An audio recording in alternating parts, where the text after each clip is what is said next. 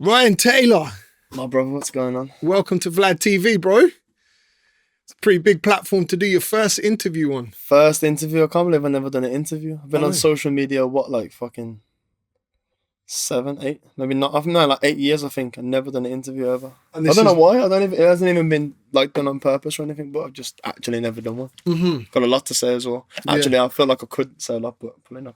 Yeah. So here we are. If a stranger asked you what you did, what would be the response? I feel like I would just say I'm Ryan in it. I'm Ryan Taylor. Mm-hmm. I don't know. I feel like I could have a lot of job titles. Obviously, Yeah. I come from like a BMX background, professional bike rider. Used to be like champion, this, that, the other. Like, you know what I mean? Loads of competitions and shit. So I would have before been called a professional bike rider, but now I'm just businessman, I guess, and just the person that makes shit happen. And I don't know, entrepreneur. It's kind of like YouTuber as well. Where do you think you are most prominently? Because I, from my perspective, I would say YouTuber. Yeah, I'd say you might disagree. It depends on the person. I feel like if it's like an older geezer that I'm meeting and I know that I'm probably gonna do business with him or something, or we're gonna work on a project, I'll be like, yeah, I got a couple of companies and then this is my bike company, blah blah blah. But then if it's like someone that I'm meeting that probably just would know me from YouTube, I'll be like, yeah, I'm a YouTuber. Right. I feel like it's different with whatever person I meet, you know what I mean? It wouldn't be the same answer every time. Yeah. If it's a kid, for sure it'd be a YouTuber. Or if it's someone, you know what I mean? But yeah, more time YouTuber. So let's go back to the beginning then, since it's your first interview. Whereabouts were you born? So I'm from Warsaw. Warsaw. Well, and that's the Midlands, right? Bloxwich, actually, which is just like, it's in Warsaw, but it's such a small, shitty place where like a lot of people don't really know about it. But it's got a couple of people from now, like Georgia Smith, she's from Warsaw as well. Oh, okay. But like I feel like before Georgia, even though I was traveling and that before Georgia, I feel like no one really knew about Warsaw. So if it was internationally, then where would you say it's near? Birmingham. The closest. From Brum, innit? From Brum, we're from West Midlands, and we're all like, obviously the Midlands is quite big. Got Birmingham, Wolverhampton, and then Warsaw as well. But yeah, I'm from Birmingham. Warsaw just outside of Birmingham, but travelled all over the place. Like since I was 14, 15, kicked out of school, same shit. Kicked out of school when I was young, getting into fights, trouble, fucking burning shit down, robbing stuff, just doing the same normal, typical. Oh, no, that's not. Hold on, you said burning stuff down. You just brushed over that like it was. I was fights, cussing the teachers, setting fire to the school. No, I was a bad kid, man. Like even my first school that I went to in year 7, like the Bunsen burners, I should have never introduced me to them, man. And like when the teacher had to do the stuff that like sets different things on fire and the colours and that. Yeah, I was burning shit down from a young age, but I got kicked out of my first school. Right. And then from year 7 went to another one in year 8. So like year 7 in school, like my first year of senior school, I didn't do any of it. And then like year 8 I was in a different school then, which is a way worse school than my first one. And then shit just went downhill from there. So I can never. Worse how? I think just the education level, and it's like the teachers that were there. It wasn't like we never had set teachers. Right, okay. It was always supply teachers. So you know when they come in, you're terrorising them. You start throwing things. They leave the room, you're doing things with the drinks and that. And I think to myself, like, even now, I'm like, the stuff that I do as a kid was bad. Like, just for no reason as well, just because you wanted to be cool, you wanted to be that kid was like, oh, I'll do the worst thing today in school. Yeah. And so whenever I got history or English lessons or whatever, like, yeah, the teachers got violated still. But it was always supply teachers. So like always the supply teachers. But like in the new school that I went to, Sneed, we always had supply teachers, and like we was allowed out at lunch times and that. And then I remember like when we got to, I think it was like 2 years into the school, so I was in year 9, they stopped letting us out at lunch times. Right. We started to bring tools into school to take the fence apart and that. So we take the fence apart at the back. We get out of school, go lunch break, go rob food from Greg's, go do that, come back and like just do our shit in it. But yeah, man, that was my place. I'm from the Midlands. What was the area like that you grew up in? So the environment, was it like, did you grow up on a council estate? Was it like more like a village or? So my mum and dad, they take care of children, the foster carers and that. Okay. So then my mum and dad work very hard, and my dad works very hard as well. So like when I was, I think 13, that's when they started doing that, and like they changed their job positions, and that's when they started like taking care of kids and that.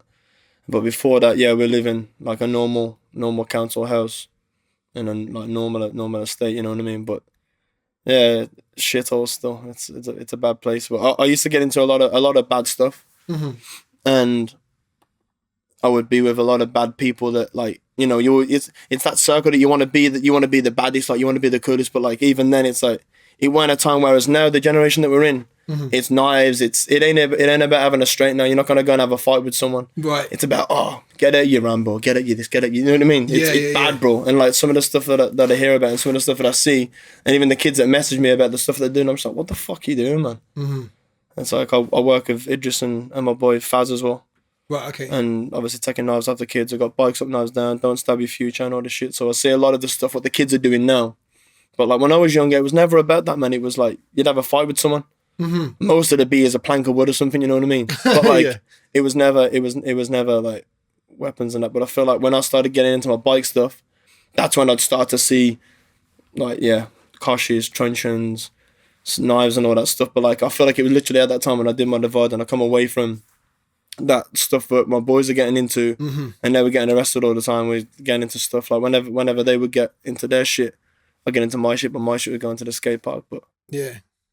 So is that what it was? And is that how you got into BMXing and then professional BMXing? It was kind of like escaping from that side of life and doing something creative, I guess. One bike that I had, bro. Right. We used to go it was skate parks starting to get built. We never knew about skate parks. It was nothing that I'd ever seen before, never heard of. I never got into the sport from seeing like certain riders or certain people from that industry. Now I robbed this one bike and it was an aluminium Diamondback. Right. There's a Diamond, I forgot the name of it. It wasn't a Joker, that was another one. The Joker was the blue one. But I had this aluminium Diamondback and it was mad light, bro. Mad, like light. And I could do tricks on it. But we go to the skate park and the lads that I was going there with, like, they go there to look at what other bikes they could get or who had the next, you know, best thing that you could grab or whatever, or you know what I mean, just whatever. And fucking, I'll go there, but I'd start to defend the lads at the skate park. Right, okay. And I'd start to chill with them because I was like, nah, this shit's cool, man. Like, these are like, spinning around on bikes and it's fucking mad. Yeah. But then we'd go there, like, that'd be the place where mum and dad never knew where you was. No one really knew where you was. It's like, that was the hangout spot. But yeah, just spending time over the skate park all the time. And I became cool with the guys at the skate park. So then, like, when I used to get out of school at lunchtime and go off and fuck off and do my own thing, instead of us going into the woods and, you know, smoking a spliff or seeing whatever we can do, is like, I actually just started going to the skate park instead. And it's weird, bro. Like, now when I talk about it, I remember, like, the actual divide. Yeah. So I remember walking right to the woods to go into the thing opposite the school, and I was like, nah, I'm going to go skate parking it. Like, what? You going there again? And it's like I started to come to school and I wore Vans shoes. Right. Oh my God, I got violated. Bro, it was bad. Got into a couple of fights over it as well, bro. People were just talking about it, just like, yo, what you wearing them shoes for? It's weird. Yeah. And they used to call us Grebos. Right. I got called a Grebo, but I was like, nah, these guys at the skate park, they're fucking cool, man. Like, I'm not getting in trouble no more. I'm not getting chased by geezers all the time for smashing windows. I'm not getting, like, you know what I mean? I'm not getting in trouble when I'm doing this stuff, but I actually enjoy it. And it was, I don't know, it was a weird transition in my life still, but like, the more I go into it and the more I think about it, I've been through some mad shit. Yeah. And it makes sense to where you are now. Otherwise, you'd probably still be a stoner just sitting in the woods. Doing fuck all. So, how did the BMXing, you turned pro at 17, right?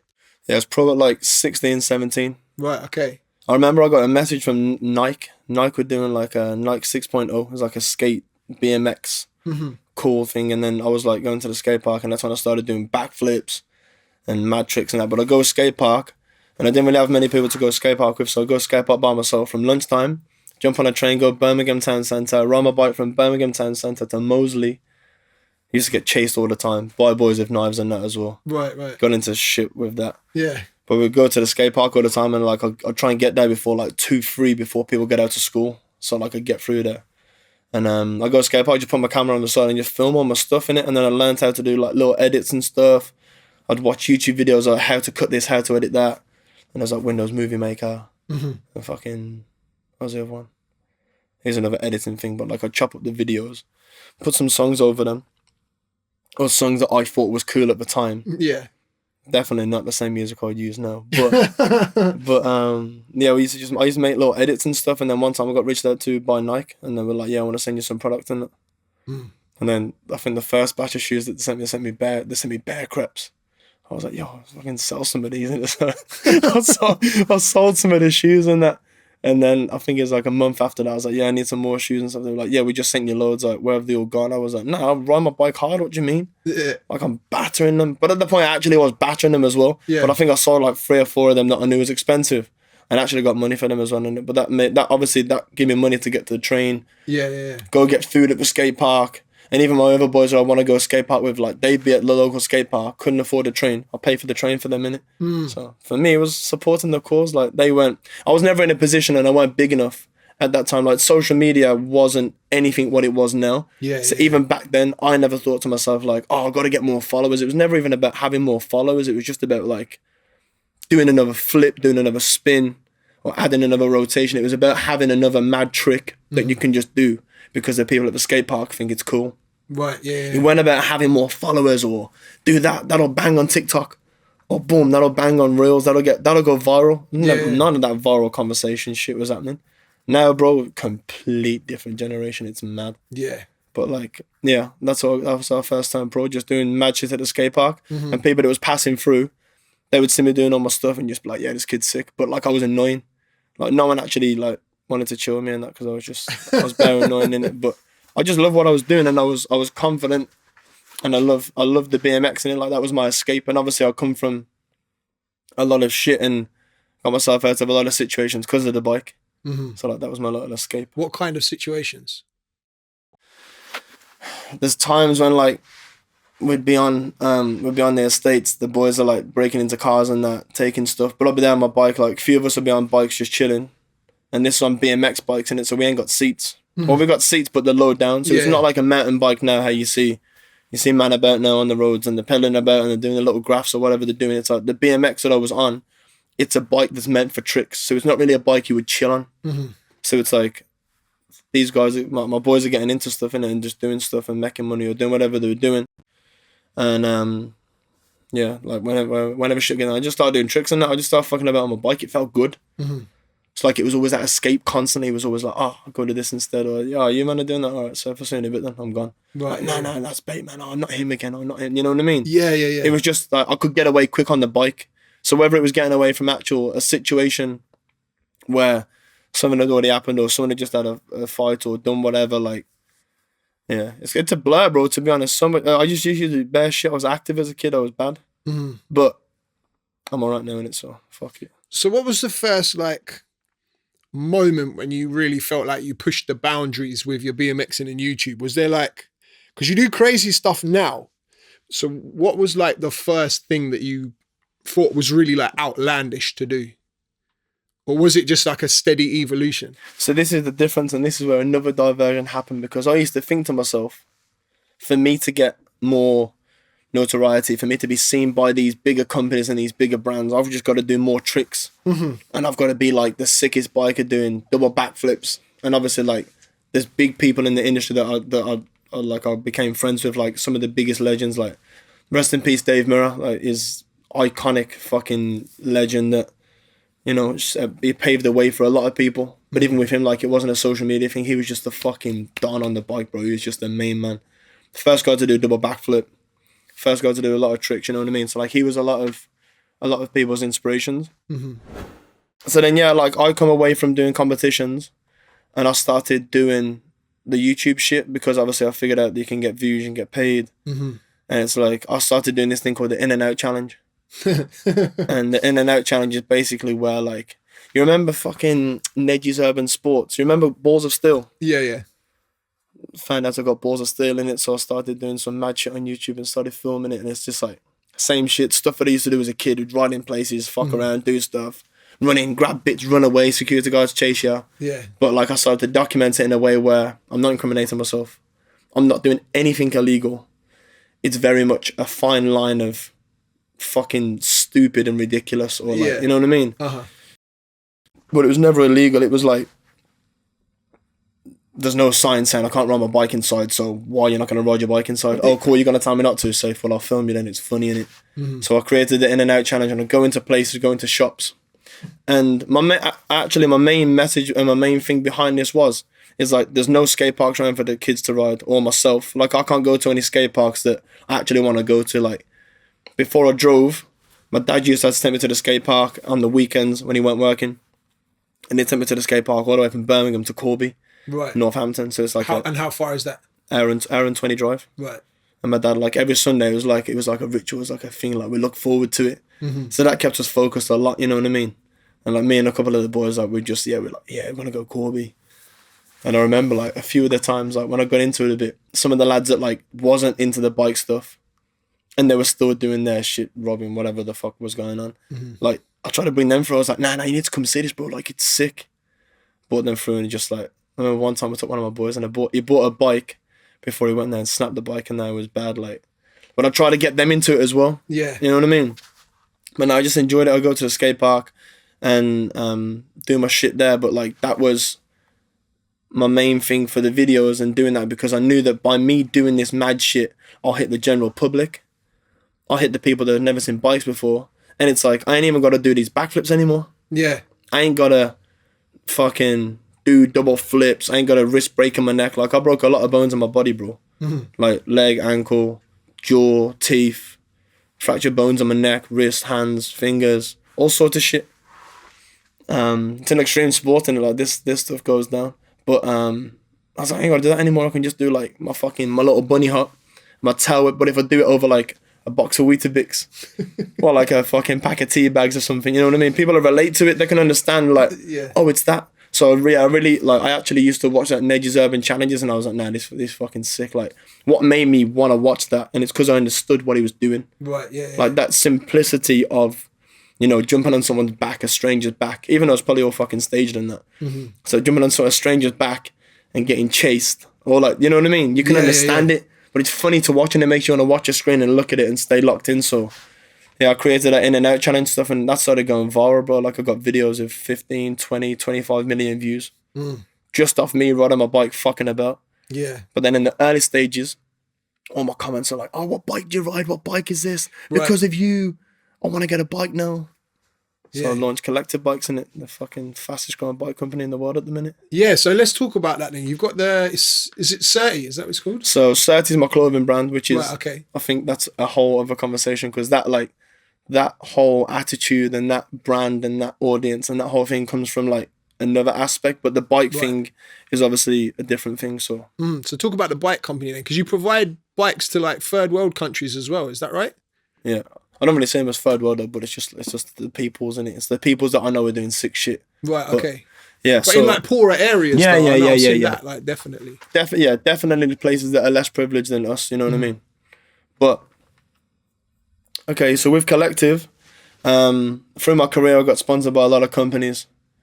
There's a load of them like I guess serve the time, everything has a shelf life, and it did me well and it benefited me in certain parts. But there was one company that I worked with that just, especially this one company that just burnt everything with me. I was like, fuck all this, why am I doing this bike companies, why am I working with them? And like the company is mad racist, the people that owned it fucking dickheads, and it's like back in the day, like they were one of my first sponsors, but even the owners of that company, like they tried to just, it was weird. Like obviously now it's different. I know the industry, I know the people, I know how it works. And like this happens a lot in skate. It happens a lot in music. Like people sign into deals that they don't know who they're dealing with. Skate, you know what I mean? Same shit in it, same brands. And a lot of people, like you don't know who you're doing business with sometimes. But yeah, these guys that I did stuff with, like, yeah, they just owe me money. Fucking did stuff that like weren't a good thing to be doing within the industry, and it's just like they made products that were shit, that were breaking, they were snapping, but then like we were paid to defend the brand and like back it properly. And it's like even stuff that was going on in the office, it should run by a bunch of old white geezers that are saying this and that about the, you know what I mean? Yeah. So it's shit. Anyway, that company, is Mafia Bikes, the name is of the company. Dickheads anyway. So then basically I went through all that stuff with the bike brands and that, and I just thought to myself, like at the time when I started the YouTube stuff, I pretty much just said fuck you to the whole industry. I was in competitions and like I was getting judged poorly based on like what I was doing, what I wanted to do, and like cause I didn't chill with these guys drinking beers and fucking doing rock and roll shit or whatever. Like I wasn't doing that typical BMX stuff. I wasn't a typical BMX rider. Cause I weren't chilling with them people, I felt like they were judging me based on that. You get me? So like when I started doing my own thing, I was already going in my own direction. I was doing the maddest tricks. Like the stuff that the guys that are coming in like first, second and third place, I was doing all their tricks, but I was having a difficulty putting it all together. Like, and if you went on my social media and seen the shit that I was doing, I was the guy that had like the maddest web videos, like the maddest tricks. People were like, oh, fucking hell, they did that. Oh, we just did that. But then there was obviously that became competition in itself with the videos, and then of course people leveled up and there was people that was better than me, of course. But yeah, that become a thing of challenging with that. So the whole BMX industry, I just said like, fuck it. I don't feel like I'm doing the right thing here, you know what I mean? Stopped competing, quit all my sponsors and just started a YouTube thing. And then my first YouTube check, I think I got like $500, yeah. And I was like, fucking hell. Come out money off that. But I seen the $500 in the account and I didn't know how to get it out. Right, yeah. So I was like, oh, it's cool, man. I'll just keep doing my thing in it. Yeah. And at this point, I'd done a couple of the in and out challenges and they were getting like 100,000, 200,000 views. And people are messaging me like, bro, you're killing this YouTube shit. But at that point, I had like 40k followers or whatever. And then I did another challenge called the Overnight Challenge. And this is where you go into places unannounced, unseen, hidden, but you don't break any doors. You don't break and enter. This is me doing my criminal, a little look into things. Yeah. You don't break and enter. You don't force entry, and you don't trespass. And you don't aggravated trespass. Aggravated trespass, you're stopping a line of business.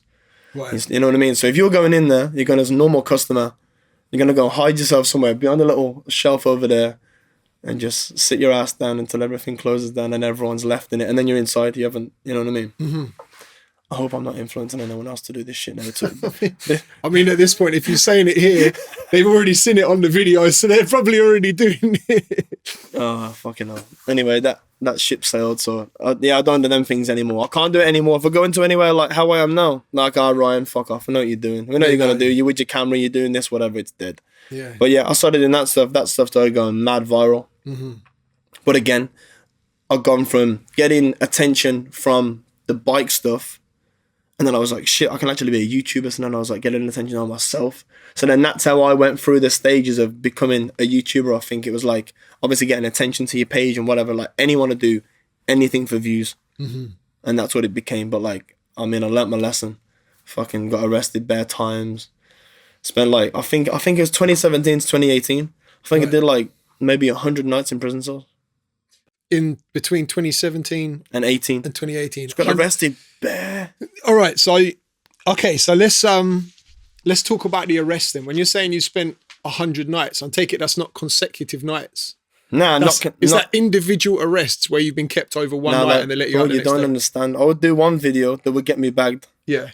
My GoPros and my cameras would still be charged. Yeah. I would get out the next morning, no offense committed, but they would arrest me on suspicion of burglary. Right, okay. Armed robbery, all sorts of craziness, depending on how we reacted with the police officers at the time of the arrest, innit? Right. So they would arrest us, release us the next morning. Like if they were trying to press us and get us, we'd do 2 nights. Right. Like sometimes they did 3. Like they would arrest me based on whatever, but then they release us and I'm like, fucking hell, I'm out now, I've had a good sleep, back out on the graft. And I'd go out and do videos, sleeping in places again, get out, go into a water park, swim around in the water. Yeah, overnight. Just like doing the overnight challenge, innit? That was the video. So like it become a thing where I think it was 2017 to 18. I was there was like me and like 3 other YouTubers in the world that were doing the daily uploads, and it was like that was the maddest thing to do, was daily uploads. But the craziest thing about mine was it was like certified, I'm coming back at 8 p.m. for a new video. 8 p.m. every day, all day, every day. That was my thing I used to say to them. But they knew whenever there went a new video, I was in jail, innit? It's because you got arrested. Oh, and it was real shit, bro. Like, sometimes I had like fans waiting outside the police station. And like, we know it's gonna come out soon. Like, I went through some madnesses, bro. Madnesses. But it's like I weren't doing crime in it. I weren't doing crimes. I weren't doing bad shit. All I'm doing is creating content, and you guys are not locking your fucking doors properly, and you're not got security guards there that are guarding your premises properly. So realistically, what am I doing wrong? You ain't got a sign there saying I can't sleep on the fucking floor. So I'm going to go in there and do what I'm going to do for my content. Yeah. I'm going to get paid. End of the day, you know what I mean? So. Have you ever done any videos that have been staged? Or, because I mean, you've had like some wild reactions to some of your videos as well. So is there anything unauthentic about any of your stuff? Now I remember why I didn't do interviews, because you get asked these kind of questions. Nah, but I'll be real, man. Like, a lot of the stuff, so especially before I understood the YouTube space and before I knew what I can and can't do, some of the lads that I'd done videos with before, they were like, oh, bro, we just like, you got followers, like, just message them in it, just like message the people, and they'll probably let you do the video there or whatever. And then it was one video that I did, and I did it with one of my mates, and he's pretty big, Pointless Blog, Alfie. Right. Like, his channel's the complete opposite of mine, child friendly, safe and everything. And he was like, oh, bro, like, we're gonna do this. And it actually stemmed from him doing what he was doing. He was like, bro, we're gonna reach out to these people. They gave us permission, like, what's your situation? And I was like, bro, like, I'll be honest, obviously my channel, they probably wouldn't give a shit if I was doing it the legal way and I was doing, you know what I mean? Yeah. But I said, like, I can probably make it look however I want to make it look. So we contacted the people and said to them, like, can we do a video on the place? So we're like, yeah, cool, that sounds sick. Like, we've seen your videos before, you got bare views, whatever, yeah, come through and do it. And they actually paid us to do it as well. Oh, okay. So I got paid to do it, and then that video got demonetized, so it's like, actually no, it got demonetized after like 2 million views. Right. So I think off the whole thing I probably made like 15 grand or something. What was that video? Overnight challenge in a trampoline park. Oh, okay, It's right. demonetized now, so you run up the views and I'm not gonna make any money, it's cool. Right, okay. But, so that one, they knew you were there, basically. Yeah. Right. So we staged that one, and it was like, that was my first video that I'd done where like I'd actually put things in place and gone into somewhere and done the overnight challenge, but without actually doing the overnight challenge. And I think in the comments, you're definitely saying that, but in the comments, people are like, oh, look at timestamp, blah, blah, blah. Like, you can see a person walk through the back. And like, we got the people inspecting these videos, looking at them like, it's got to be staged. Right. I guess obviously we did a good job in it, but we go in there, hide, with a bike in a bike bag, put it into a little thing, whip the bike out. And it's like the videos, it's like, they were made to show like, boom, we're going to the place, do this, but then it's like, when's he gonna get his bike? When's he gonna get his bike? And I get the bike out and start fucking up with trampolines. But it's like, I actually got a bill for that. I think I had to pay like £500 or £600 because I ripped one of the trampolines. You damaged the trampoline with the and bike. then they didn't want us to go back there after that. But we already got paid, so it's cool. What would you say is like the most risky or the craziest video that you've done? Fucking hell. That breath means there's so many that you can't actually choose. Bare, bro. But you know what's mad as well is like, for the 1 year that I elevated the most on YouTube was when I was doing it by myself, and I was like filming on my own videos. Out on a madness, come back in, out on a madness, you know what I mean? Come back, edit, 8 p.m, upload, Edit, boom, post, boom, boom, boom, yeah. boom. And yeah, like, I think that's when I did like 1 million subscribers in a year. So it's rapid, but it was like all my own graft, you know what I mean? And like, I think that was like my rule as well. I didn't want to expand my team or get anybody on my team until I knew that, like, boom, I've got to that by myself, and I've got there. So I didn't want anyone to ever come to me and say, well, you can't do that. And I was like, no, I actually like took time to do it. And even the original reason why I started editing my own videos and that is because I used to have to pay people to edit my BMX videos. So like 3 or 4 days to edit like a minute clip. Yeah. So bro, what's taking so long? But like I was paying for the time of what they're editing. So fuck that. So I learned how to do it myself. But riskiest, craziest video, I flew to Egypt for like 24. No, it was like just under 48 hours.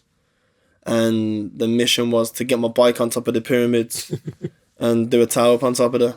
Yeah. And like, just so you understand the level of risk it was, it's like, even going there, all of your shit gets checked. Drones are super illegal in the whole of Egypt, Cairo. Like, you can't take a drone there at all. So then, like, I disassembled my drone and put it into different parts of my bag and like split it up and that. I got my drone into the country first thing, and it's like, what's the consequences for that? It's like, I'm gonna drone. I think it's like a £5,000 fine, and I think you can get like a sentence for it and that as well. Like, if you get caught flying the drone. So flying the drone on like the biggest fucking wonder of the world, the fucking Great Pyramids of Giza. Like, I don't know what would happen, bro, but like, I didn't think about this in it. I'm thinking, yo, this video is gonna go mad, and this is like something that people will see. Yeah. So that was definitely the riskiest video, bro, and like, yeah, it's fucked still. I saw that one, and when I actually saw that you got to the top of the pyramid, like, I was in disbelief, bro. But like, coming out, when you came off, security caught you. So what was the consequences of you climbing up on the pyramid? Because it's highly illegal. I was looking this up, like it's illegal in Egypt. Put it this way, if we show the faces of the security guards that we were paying off as we were coming back down, yeah, I think in that country you get beheaded. Like, I think you're actually like... Right. Because obviously you're in authority, but you're taking a bribe in it, you're getting paid to do certain things. Yeah. But obviously your job is to guard this premises. And they was like, after we'd done the stuff, like, the whole thing was mad. Like, even getting in there, we had to do a tour guide. So the first day was I went and rode around the streets. I wanted to get some POV stuff. I never seen BMX in Cairo before, BMX in Egypt. So I went around the streets, I rode on some cars, linked up with some people, like we bought food and that with people. It was chilling, vibing. And the first day was sick. The place is hectic. It's crazy. Mm-hmm. And at that point, I never seen anything like it, especially being on my bike and doing stuff, you know what I mean? So, like, it was overwhelming, to be honest. But because I was only there for a short time, I knew that I ain't got time to chill around in coffee shops and hang about and do whatever. Like, I'm only there for that one mission. So, like, let's get that going in it. So, as I was riding around, we bumped into this one geezer. Well, he actually stopped me. He's like, hey, screaming, shouting, trying to sell us something. I was like, what's going on? Yo, bro, all right, cool, chill. What is that? Come to my shop. And then we got, like, a bit comfortable with the guy. Started chatting with him. And I said to him, like, I want to go on top of the pyramids. He was like, are you sure? I said, yeah, like, if we got to pay someone to get on top of there or help how we can get on there, I don't care how we got to do it. I want to get my bike on top of there and do a fucking tail whip. And, like, that would be legendary shit. Who in the fucking world would ever do that, bro? Unless it was some, like, Red Bull or some, like, you know what I mean? Some big commercial shit. And then at that point, who cares about it anyway? It's like, obviously, with money, you can do whatever. But my thing is, I was doing it all by myself. No backing. Other than my own, it was my own company, it was all my own brands, Collective and Certed, like that's all I was doing. And yeah, that's would have been mad in it. So then this guy, Tommy, his name was, Maggie's name definitely weren't fucking Tommy. But like he was like, yeah, like to get onto the pyramids and stuff, like some people will go there, but you can only go to the second step. Like if you go to the top, like people have been shot at before, and like apparently if you go to the top, they shoot at the stones. Really? Yeah. And then, I mean, this is what they're telling us. I don't know if it's true or not, but yeah. I mean, in the video you can see the guys with straps in it. So I mean, they had the guns. Yeah, probably did let off a couple of shots. I don't know, but they didn't shoot at us anyway.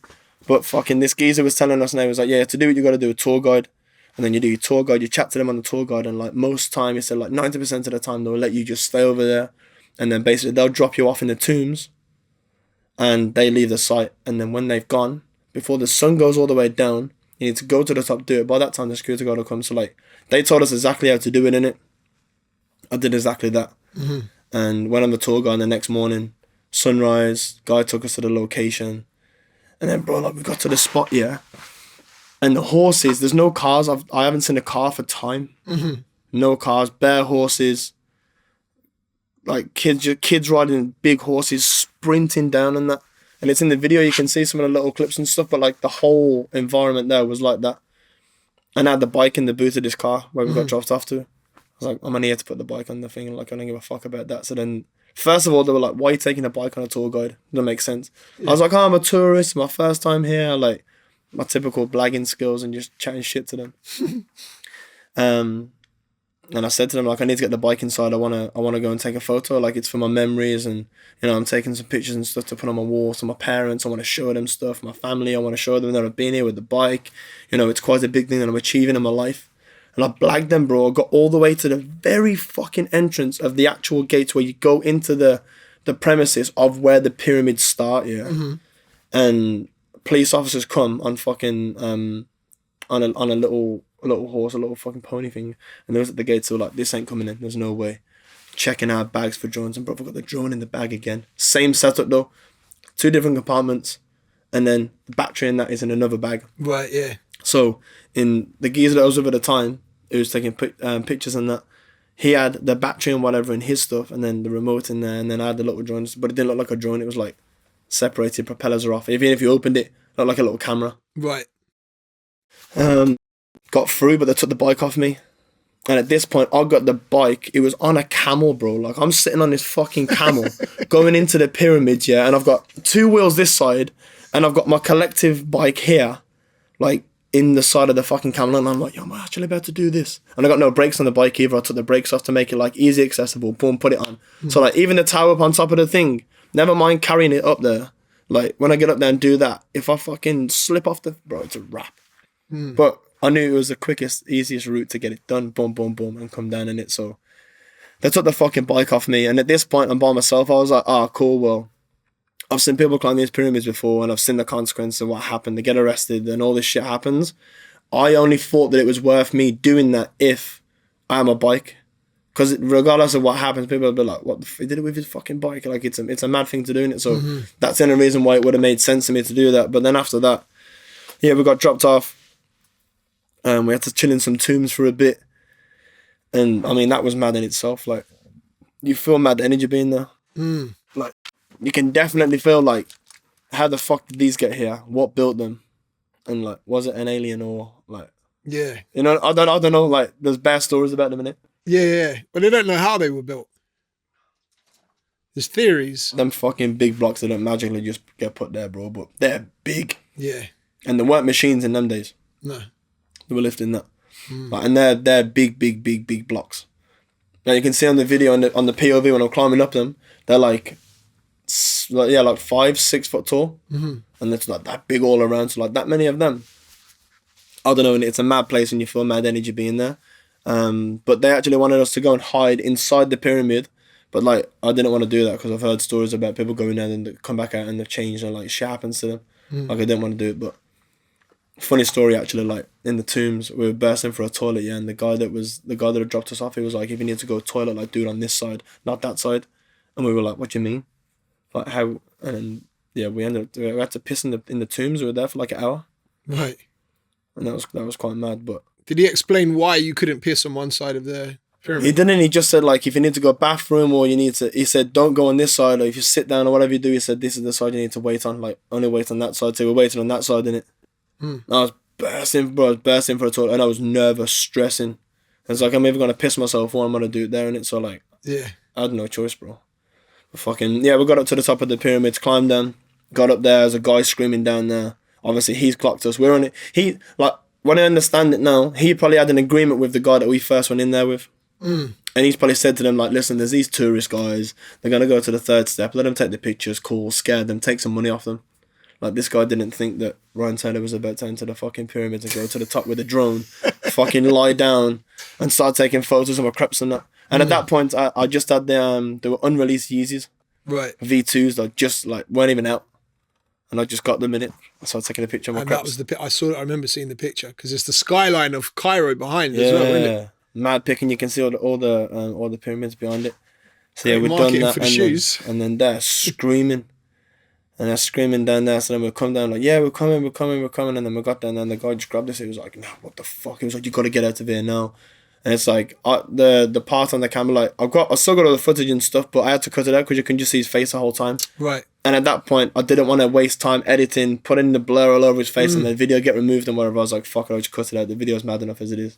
Yeah. And then, yeah, we got out, bro. Like, I had to pay the geezer, I think in pounds, it's about like 150 quid. Right. But yeah, there was definitely guys there with AKs and all sorts of different guns and that. And then they dropped us off into a complete other section where we had no idea where the fuck it was, yeah. And I just said, that's literally my boy that I was with. We're not cool anymore, he's a bit of a dickhead, but he was just like, bro, like, I'm fucking scared, like, what's gonna happen? And I was like, bro, we fight to the death, and like, this now is real shit, bro. And we come out to there, and there's like geezers grabbing our bag, hey, what's this? And it's just like, from that first time, it's like, yo, fuck off, bro. Like, you know what I mean? Give them a bit of that so they can see, like, oh, no, don't touch me. Like, I'm not going to be some little soft tourist, innit? And then he was just like, bro, he was like, yeah, I think we're done, man. And, like, the stress of seeing in this geezer's face made me scared. Because I was like, I'm not realising where I am right now. And he started smoking bare cigarettes, bro. I think I looked at him. By the time I looked at him, he smoked like 5. So I'm there for like 5 minutes. Right, yeah. And it was blowing through them. And I was like, yo, yeah, this is fucked. And then, because as soon as I got out, I messaged the guy that we linked with, and I was like, yo, we're at this side. I sent my location. So he had actually come round and picked us up on a little bike, and that took us around to the thing. We got back in the taxi and fucking dipped. Don't even know. Oh, no, I got the bike back. But yeah. So you never got arrested for that? Can you go back to Egypt? Is that like an official thing? How did you find out that you're banned All from over Egypt? the news. In Egypt or here? All over the news in Egypt. What would happen if you were black? Well, now that like monument of the world is closed off and you can't even access it now. Because of you? No, not because of me. Because I think someone else did it after me and he got battered, bro. Right. Okay. Yeah, he got battered by the police. He's a skateboarder. Right. And he tried to climb to the thing and he got up there with his skateboard and whatever. And yeah, he posted a picture and a video after, his face battered, bro. Wow. Got smacked with guns and all sorts of shit. American guy. Mad.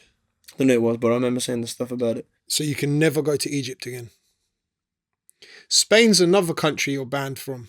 Not banned, you know, actually. It looks like that from all the news and the bad press that I got, but Yeah. I got some good lawyers over there. Okay. They deal with some real criminals, if you know what I'm saying. So Right. they help me out. So let's talk about you being okay. If you're not banned, you definitely got kicked out the country though, didn't you? You got kicked out of After Spain. I spent 4 nights in a jail cell, and I was in a cell with 4 other guys. Right. Rough, bro. Rough. Okay. So before we get to the prison cell bit, then let's tell the story. So I'll start. You bought a £500 BMW and drove to Spain from England, which is what is that, like a 20-hour drive? The drive to Marbella is like 23 hours, 24 hours if you drove straight. Yeah. So you drive to Spain, and then what happens? We rented out a penthouse for like a month. Yeah. And the idea was COVID had just hit. Mm-hmm. Everything was fucking shit in the UK.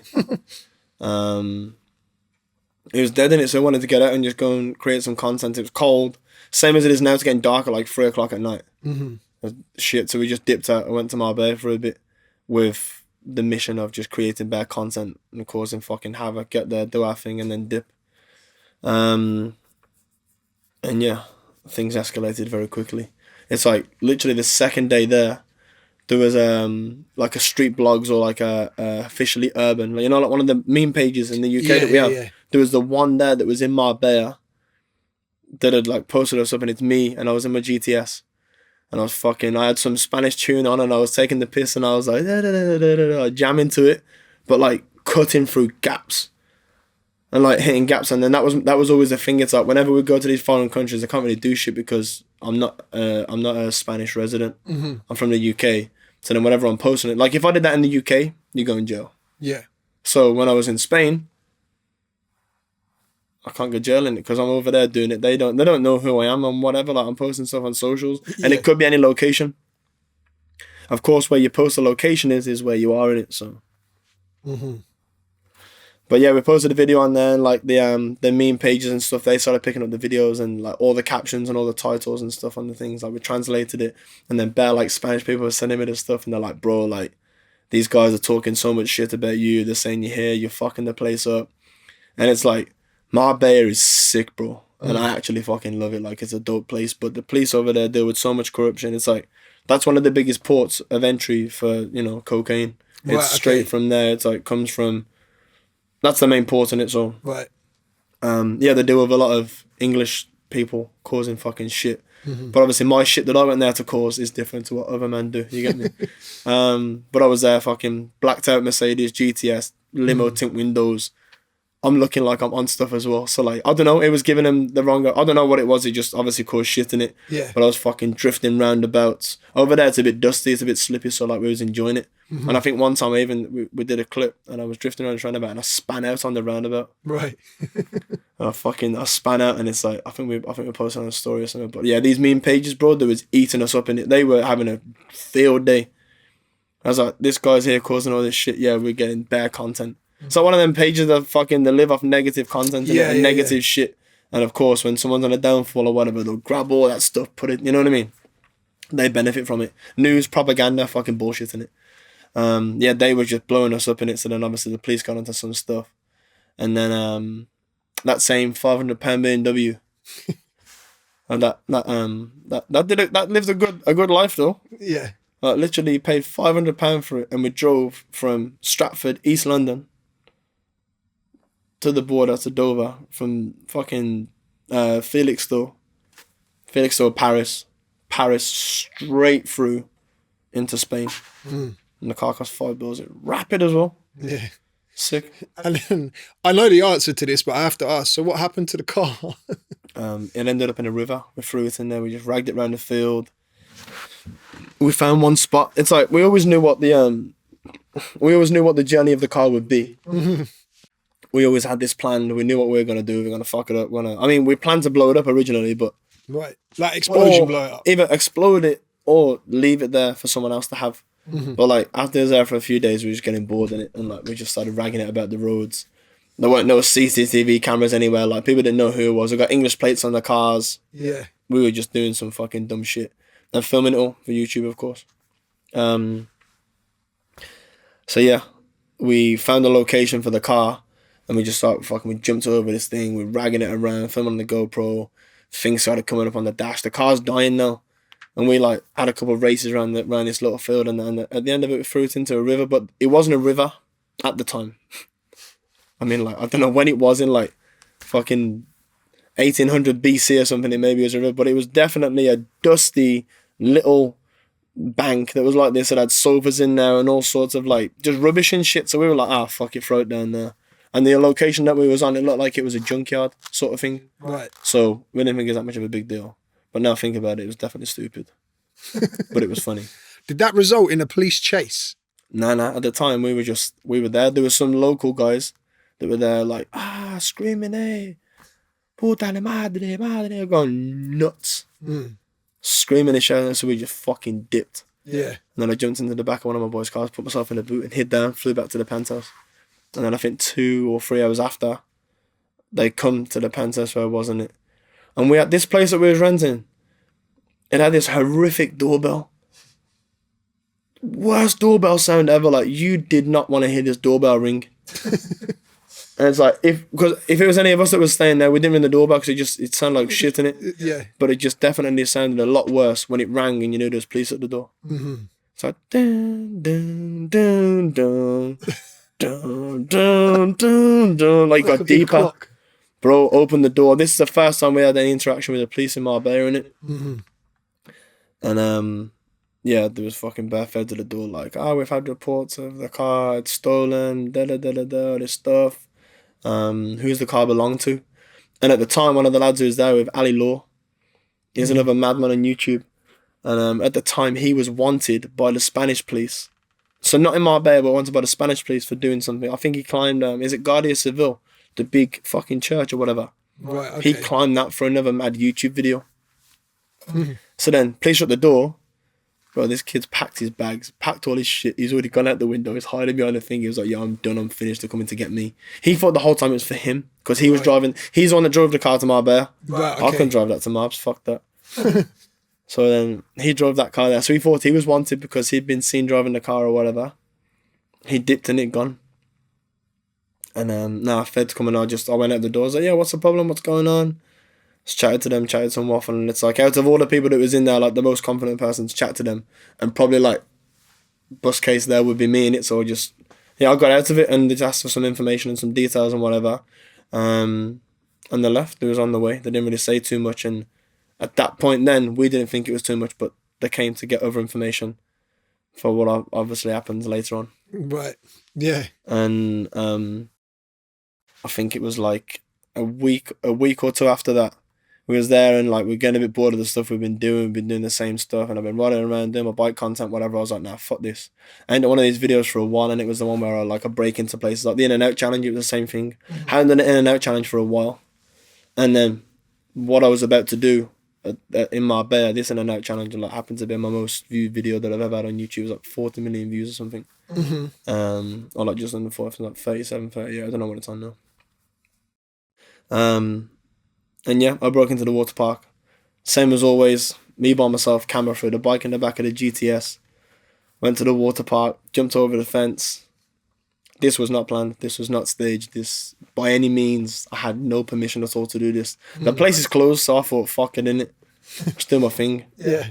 Yeah, went in there, did my video, filmed the security workers, filmed the guys, and I had a little joke and a little laugh with them. I don't think they found it as funny as I did, obviously, but yeah, did my video and that, and rode down the big water slides, and that was fucking sick. I love doing that stuff, bro. You know what I mean? It's actually bare fun. Was that like the 80-foot water? It's like the big long one, the Big orange one and the purple one. Big one. Yeah. Big. There's orange and a blue one. Oh right, okay, yeah, the blue. But like they're both the same size, but I preferred the blue one instead of the orange, so I just went to the other side. They were big. I saw you change. Massive. They were big. Massive. So then I did that video, filmed it, edited it. Like I literally filmed the whole thing. At the end of that video, police actually turned up to the front of the thing looking for where I was. Obviously the workers had called them. They were waiting for me at the front. So then I went to the back, they went to the back. But when they went to the back, I cut back through the front, over the fence, straight into that, right into and I went to the car, put my bike in the car and just dipped. Right. I got into the little police car. Yeah. And this always the thing with the videos, is like whenever I got my GoPro in my mouth, or my camera on my chest or on my head or whatever, obviously you can only see parts of what I can see. You can't actually see my vision in it. Yeah. So like if I look that way, but my eyes looking there and I see something there, you can't always see every little thing what's going on. But like, obviously one day there will be a camera that you can actually see things with. But yeah, it was mad, bro. So anyway, got out of there. Police didn't know what car I escaped, didn't know what car I left in at the time anyway. Left in that video, gone viral, put it online, and I think it was the next day when they had basically come to arrest me for a clip that we put on of me drifting the roundabouts and shit, some of the other stuff. Right. So then they come to check the car, and at the time the car was parked up with just 30 on the number plate, just my brand in it, just 30. Like I'm just taking pictures, bare people taking pictures of the car. They love the car, and it's in like Port of Benoist. It was in the main dock, so like everyone wants to take pictures, look at the car, bare girls posing by the car and that. They had obviously seen that and like figured it weren't a real English plate, weren't a fucking Spanish plate. Like, what's going on? So then they come for that, but at the same time, I'm all over the fucking news for the water park madness that I've done. Right. So that made the news in Spain. Yeah, but like, I think the way it worked is I got arrested for the car thing because I thought that I was trying to they thought the car was stolen. Right. They thought that I was there and I'd stole the car and I was hiding out. They asked about money. They asked about how was this there, how was that. They thought that I'd just done a madness from the UK, dipped out of my whole crew and just moved there. They thought they was onto something big in it. And bro, them police, I think it's it's a church called Guardia Civil, or the police, because I know the police are called, no, they're called Garda or Guardia. I don't know what it is, bare different languages and that. But basically there's 3 different levels of police in Marbella.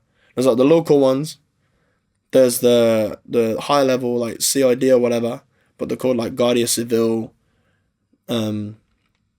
Guardia. But the black cars, you don't want to fuck with the guys in the black cars, the dark ones. They're the ones that come and arrested me in it. But it's undercovers, they arrested me, so I went to the police station, questioned me, don't know the stuff. I was like, listen, I don't know what's going on. And I rang Jordan, my cameraman, and I was like, yo, Jord, about to get bagged in it. Fucking, you can ring, he's got everyone else's numbers. But at the time, Jordan didn't have like my mum or my dad's number. And I knew that if I was there for a while, they're the only ones that's probably going to struggle to get in touch with because I don't use social media.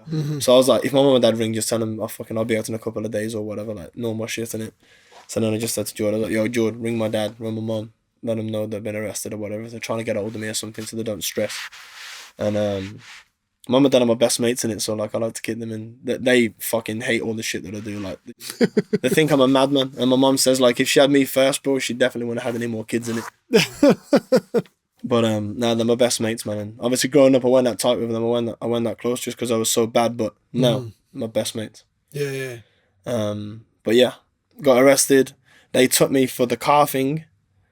And then when I was in the fucking jail cells, the car had been confiscated. So they took the car under suspicion of it being theft. So I was in there for like 3 nights. And bro, what a fucking experience, man. And I believe that anyone that's been arrested in Marbella can definitely speak on this and will have the same experience as what I've had because I've heard about it before. Yeah. And it was like, when I'm talking about this now, I'm just thinking to myself, why did I fucking do it? So what? But it's like, you didn't want to get arrested in mobs, in it because the police are corrupt. And obviously they deal with fucking like bad people. Like real gangsters, real people that do Serious real guys, shit. yeah. You know what I mean? They've got big weapons over there as well. So, yeah, I was arrested with them guys and those kind of people. Got put into a jail cell with 3 other guys. one Spanish geezer just coming all liquored up and drunk, and I was sitting there minding my own business. These times they took the laces out of my trousers, they took the lace out of my hood, took the lace out of my shoes. I'm sitting there with the tongues and my creps flopping everywhere.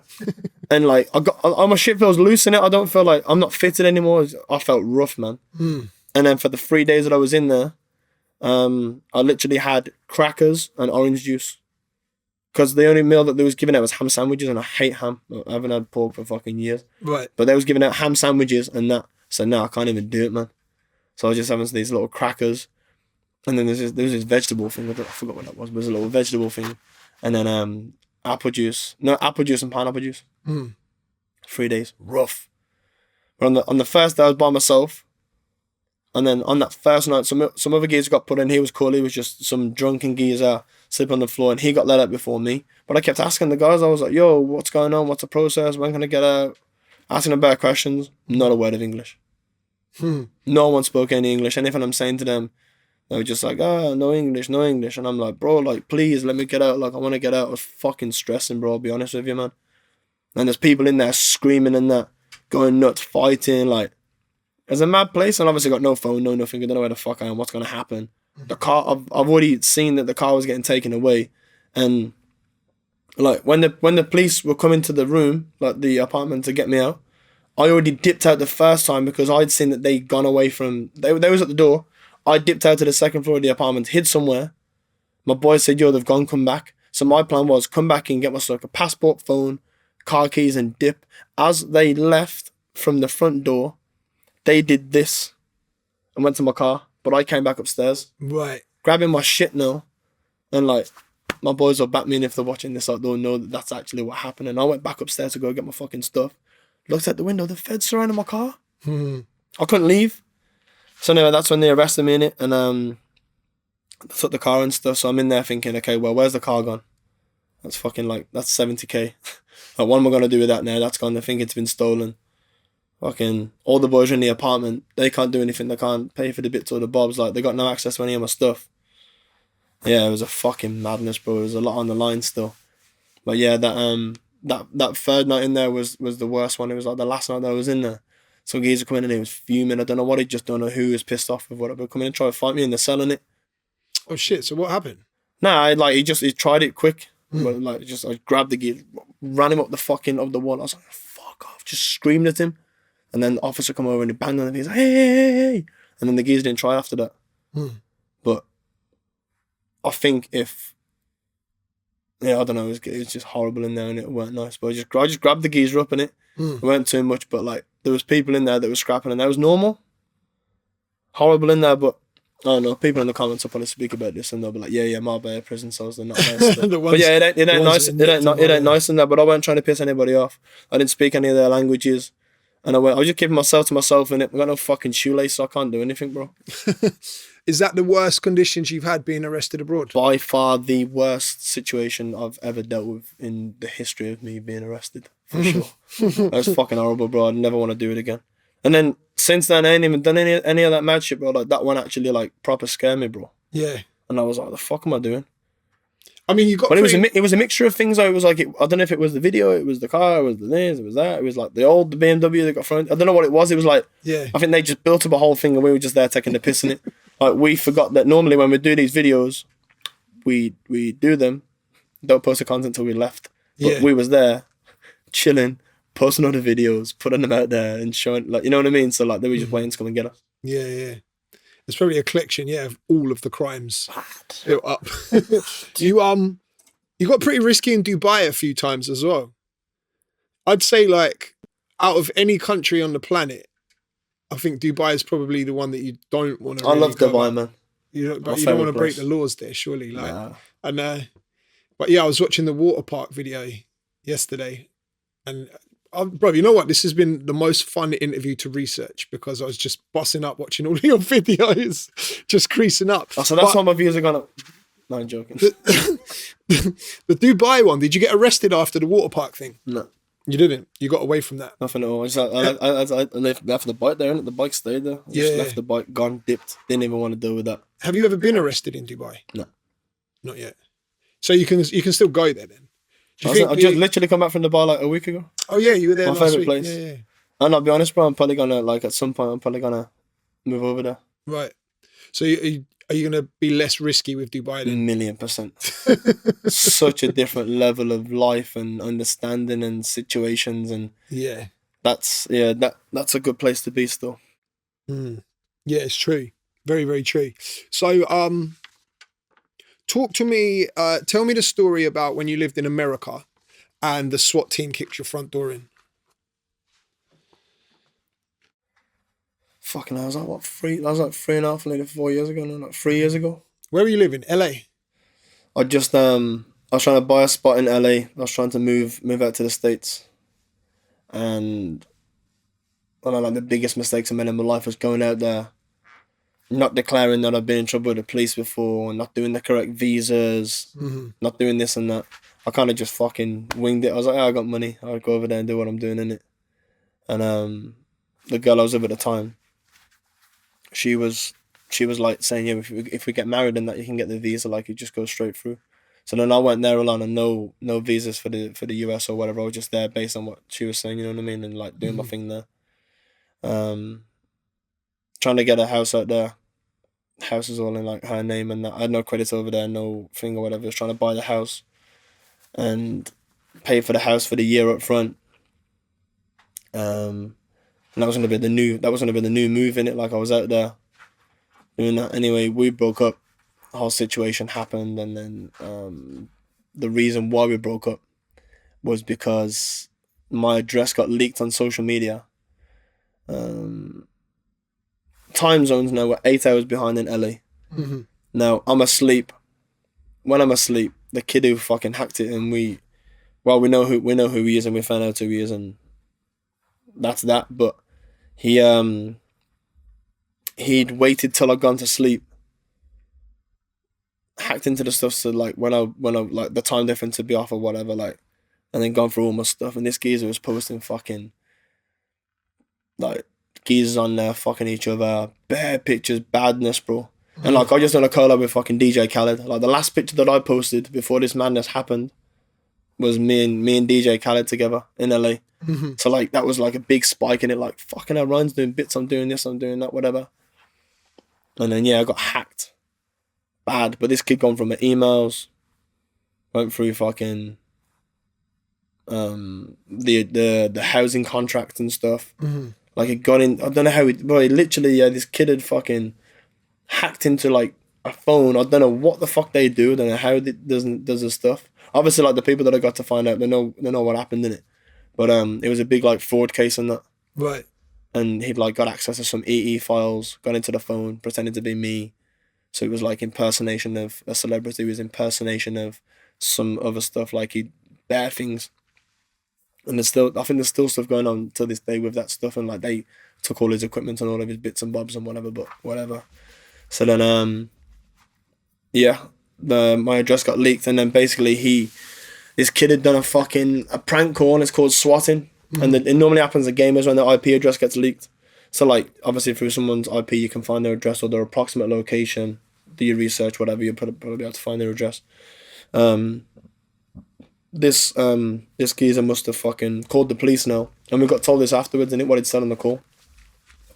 And he'd said to them, there's a white male. So he'd seen what I posted on social media that next morning.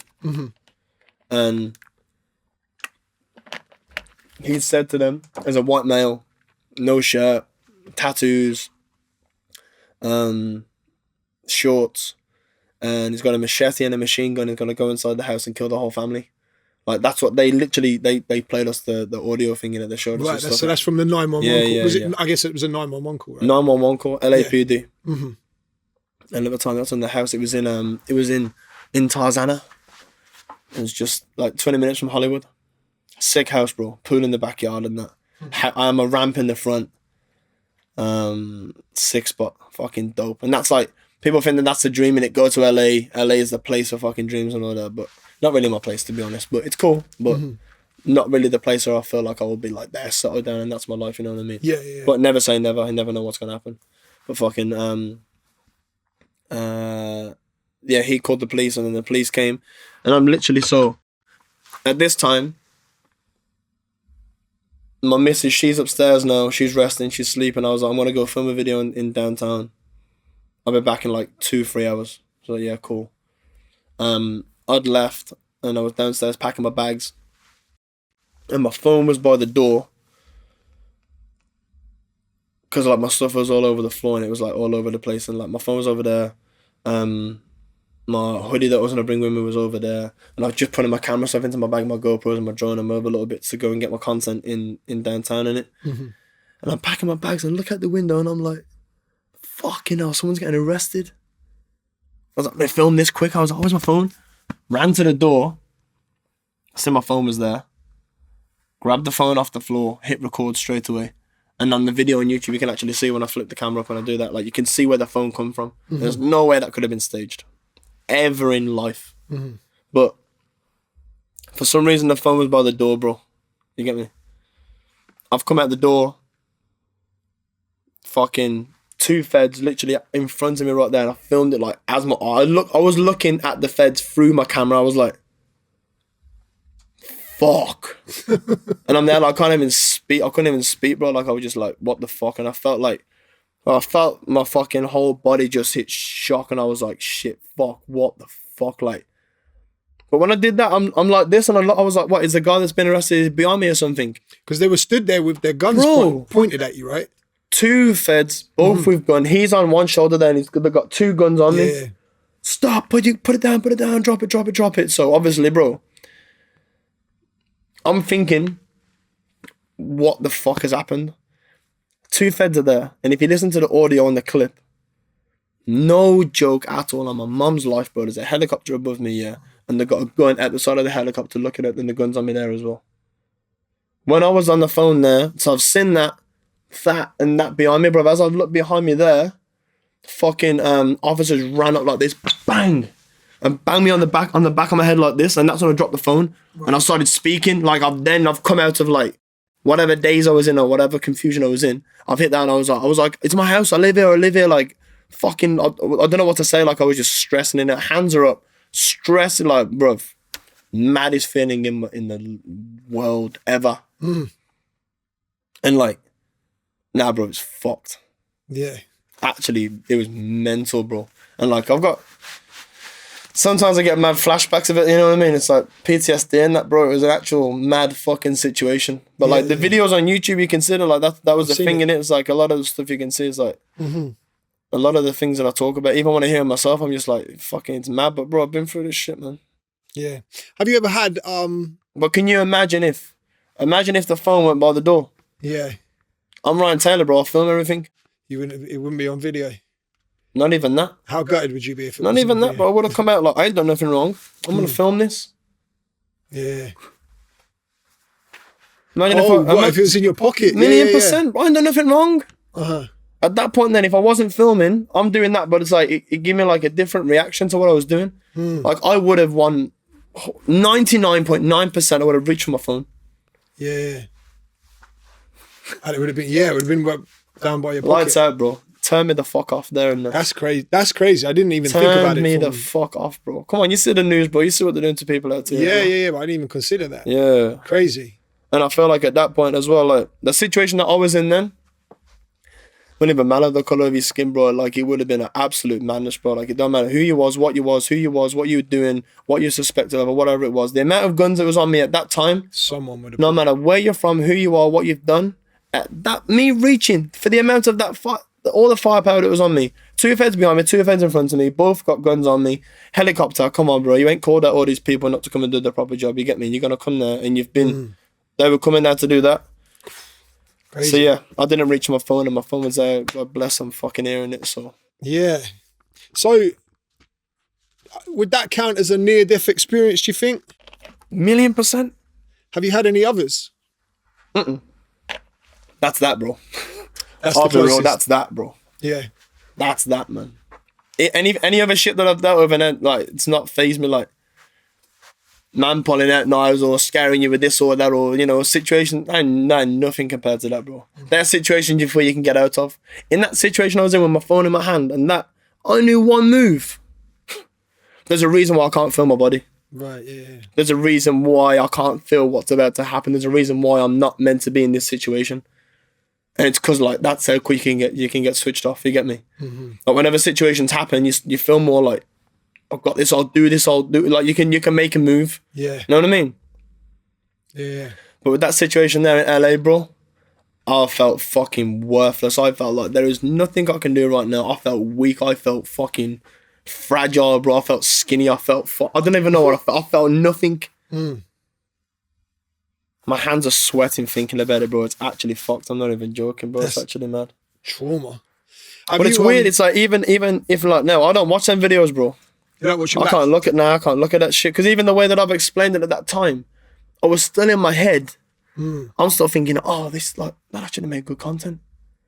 But like, no, bro. It's deep, man. Yeah.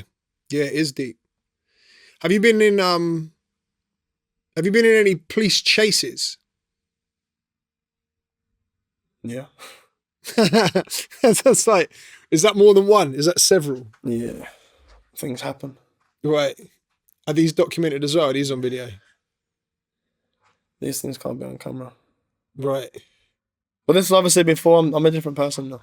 Right, okay. I'm not that guy anymore. I don't do anything anymore. So it was pre old shit. Pre Ryan Taylor. Yeah, of course. But we've got on our YouTube, there's bare police chase on there. And loads of stuff that we've done. Never get caught. And even if we did get caught, we just get arrested, get out the next morning. Yeah. But like the police weren't like now they're so onto it where like they've seen all of our videos. We're doing stuff consistent like every day. We're putting these videos on and we're racking up fucking millions of views in it. Mm-hmm.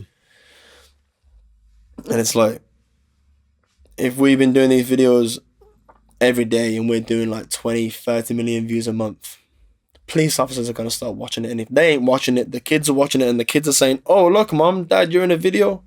You know what I mean? Uh-huh. So yeah, they got onto it. And like after a while, they started to take our cameras, but through certain little loopholes and grey areas and that, we'd always get it back. And it's like, another thing that we're probably going to talk about in a sec is the Big Brother situation. But like through certain little things that I'd do and I'd say to them, I'd get the cameras back. So that's when I get the camera back, go back on, back the footage up, edit that. Or at that point, I'd give it to an editor. He'd edit the stuff, come back out, go for another video, and then the show would continue in it. Yeah, we're touching Big Brother thing in a minute, but you saying about the legal loopholes, I was reading that the police tried to make it illegal. So correct me if this isn't true. They were trying to go through the legal system to make it illegal for you to own a camera phone. That's a real thing.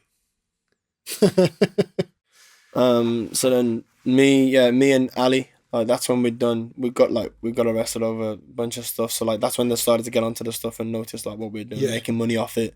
Obviously they're pissed. We're making fucking bank, just causing shit. So like they was pissed off in it, but obviously they chose their job. Fuck all that. They'd obviously realised now we're making money off it, so what's a way to stop them from uploading videos?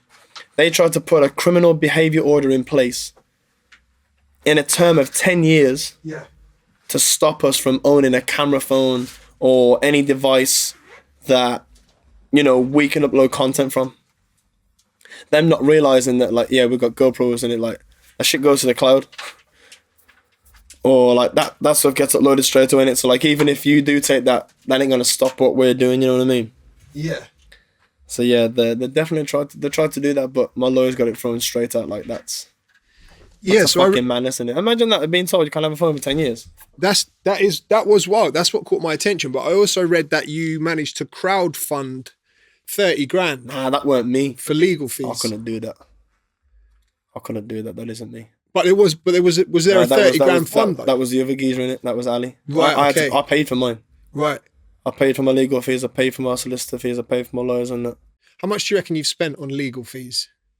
In total of my career and everything. Yeah. And what I've done. 100 quid. Huh? 100 grand. 100 grand. See, for the amount of arrests, that doesn't seem that bad. Yeah. I don't know, the Marbella situation was one of the most expensive ones. But how much did that cost? That was the majority of most of the 100 grand, yeah. Crazy. Yeah, that's mad. So, yeah, you mentioned the Big Brother thing. You managed to You managed to get into the Big Brother Actually, house. the Big Brother one was expensive. That Okay, was bread. so but it didn't look like you got arrested for that though. No, we didn't. We did, but it's what came afterwards. Like, they were trying to sue us. There was stuff on it. Like, I seen paper in front of my eyes. Yeah. Saying we, blah, blah, blah, whatever the fucking dead company's name is. They were trying to sue us for the amount of £250,000. One was in my name and one was in Ali's name. So 250 grand each. Yes, bro.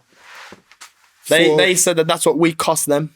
Right. Okay. So you chatting shit. The show's dead. Everyone was yeah, I was going to say, if anything, shit, you like, brought more.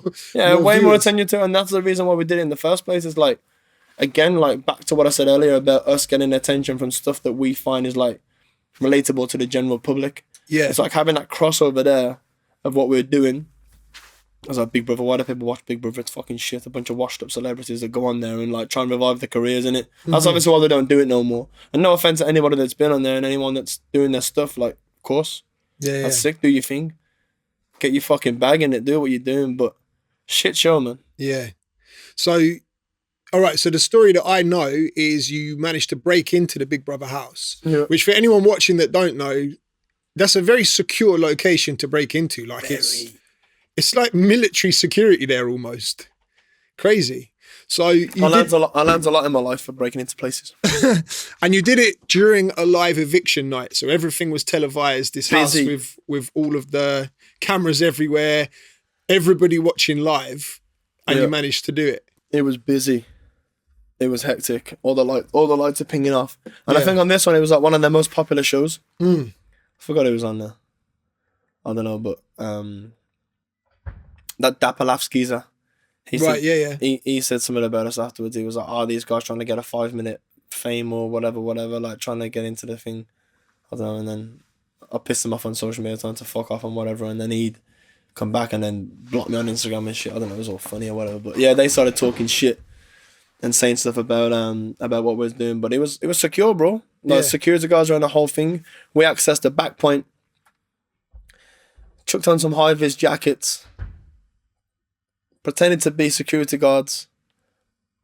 Now this is the second time. The first time we just ran in there, gunned it through the fence, sprinted straight through, and this first time we was undetected. Like we just did a quick mission. Like, they weren't expecting some fucking Maggies to come in there and hide it. But we was hiding. Like, they was down here filming and the cameras were all on and stuff. We was in the basement, the roof of the stuff, hiding, creeping round, looking at what they was doing. And that Big Brother thing was nuts. Like, the first time we got in there, so easy. Like, if I'm ever on a TV show, I'm involved in the security perimeters because I know that people can do what I like. If someone wants to come into do a certain thing, or you know what I mean? Yeah. Like, you can access that stuff. But these guys had no security. There was nothing there. We ran straight through, straight into the building, straight upstairs, straight through the thing. It was a minor. I was upstairs trying to get inside. And like, we found it funny to just get inside there, sneak in, and just go make a cup of coffee on live TV. Like, literally the only thing I wanted to do, he wanted to go and jump in a hot tub and sit in there. I wanted to go make a cup of coffee, just go and have a little drink. You know what I mean? It's jokes in it. Yeah. And what's the big deal? What's the big deal? We're entertainers. We've got our own channels. We're getting more views than these TV shows and shit anyway. So, like, why not just do a little thing in it? But, the first time we didn't even get caught. And then second, the first time, at the end of it, we got caught, but we was in there for time. We was in there for like 30, 40 minutes and trying to get onto the live show. But then that's when we figured out that they filmed their shit in advance in it. Right, So, like, how we were trying to do something, time it just didn't work and we couldn't get into the thing. So then we got caught. The guys come up, searched us, checked everything, made sure we didn't rob anything. They're like, go on, see you in a bit then. And then, like, try to follow us back to the car, trying to get more information on us. Of course, they were onto us from then. And then we left it 2 weeks, went back. And this time went back, like, making sure we knew where to go this time. Jumped over another fence, now a different one. High-vis jackets in a foot. It's like it was fucking made for us. It was there, like, waiting. Grabbed these jackets out of the forklift. Ran to the thing. There's a guard there now. There wasn't a guard there before. Guard's there. It's like, yeah, mate, we're just going to go to this and then boom, ran through the thing. You find a video on YouTube. Ran through the thing, jumped over the fence, jumped over the thing, ran through the back, another guard there. Boom, straight through there, ran through again. Fucking sick, but the adrenaline I was getting was mad. And ran through the thing and climbed the scaffolding, got onto the top, and at this point now they're literally doing live eviction. Like they're now just getting everyone out, and what's the fucking name now? I don't even remember the name of the people, but they were just coming out, and like we're walking over the top, but instead of everyone looking at them, they're looking up at us because the roof's making so much noise. We're walking on this little cladding, and it's like brr, brr, like making bad noise. And there's like the newspaper article. You can see me and Ali. We're just looking at the fucking cameras, like laughing, like yo, what the fuck? We're inside the place, innit? Ran over that, jumped over to him. We can see security guards coming to the back entrance. Now we can see the hot tub. He's gassed. Jumped over the fence, dropped down the thing. This is like a 25-foot drop. And we're like, we're here now, and we might as well go into it. Jumped down the thing. He's running to the hot tub. I'll try to get into the door. Door's locked. I was like, it's fucking done, innit? 4 guards coming that way. 4 guards coming that way. They're running after us. I ran up the wall on some Matrix shit, bro. I swear to God. Ran up the wall like this and tried to grab me. I was like, fuck, can't get out. Pushed off. Ran the other way. And then, they all just boxed me and I balls my camera. Put that down and my GoPro's there. They were grabbing me and that. And I was like, what's going on then? And then one of them like touched me. Everyone touched me.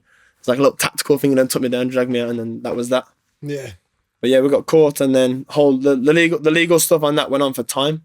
Went on for like a year and a half. And that caused me massive issues going back to the States. Getting back to the States? Yeah. So like, because that was just an open case, it was pending. They were getting their shit together.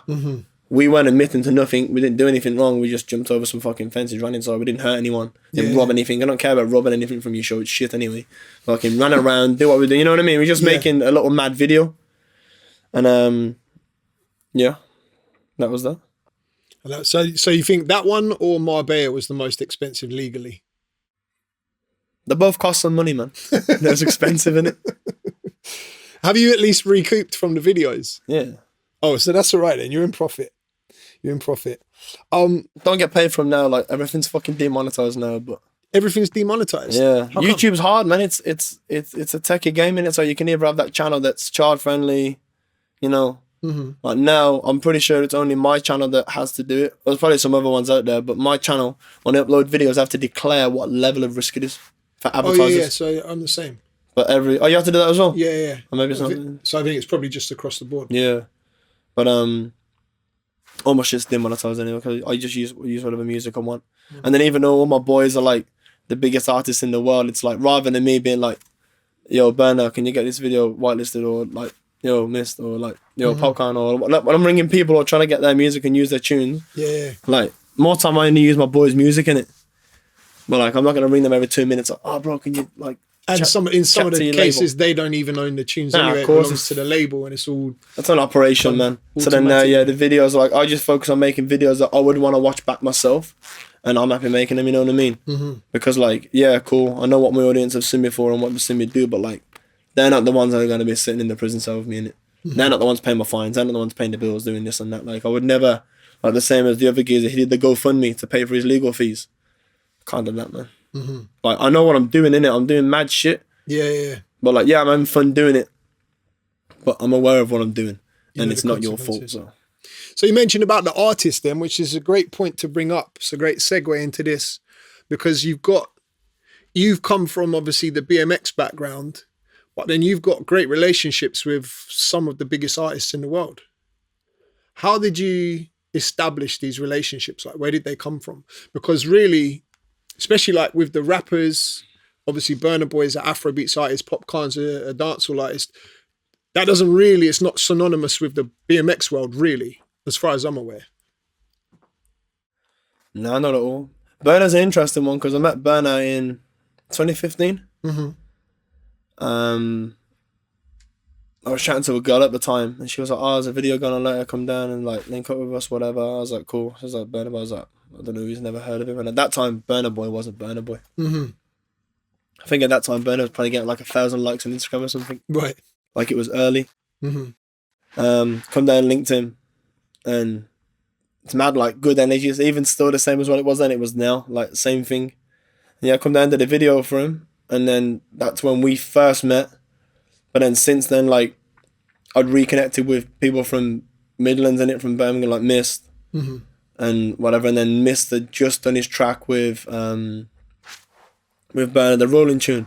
Okay, that was recent though. Yeah, the recent banger. That's when we reconnected. Like we'd seen each other. I'd seen him around in places and that, but it weren't like Oh, okay. It weren't Right. like, So you yo, weren't- you bro, weren't really, like, remember me, friends the whole remember time. me. Right. No. Well, like, remember me, like, not that guy in it. Mm-hmm.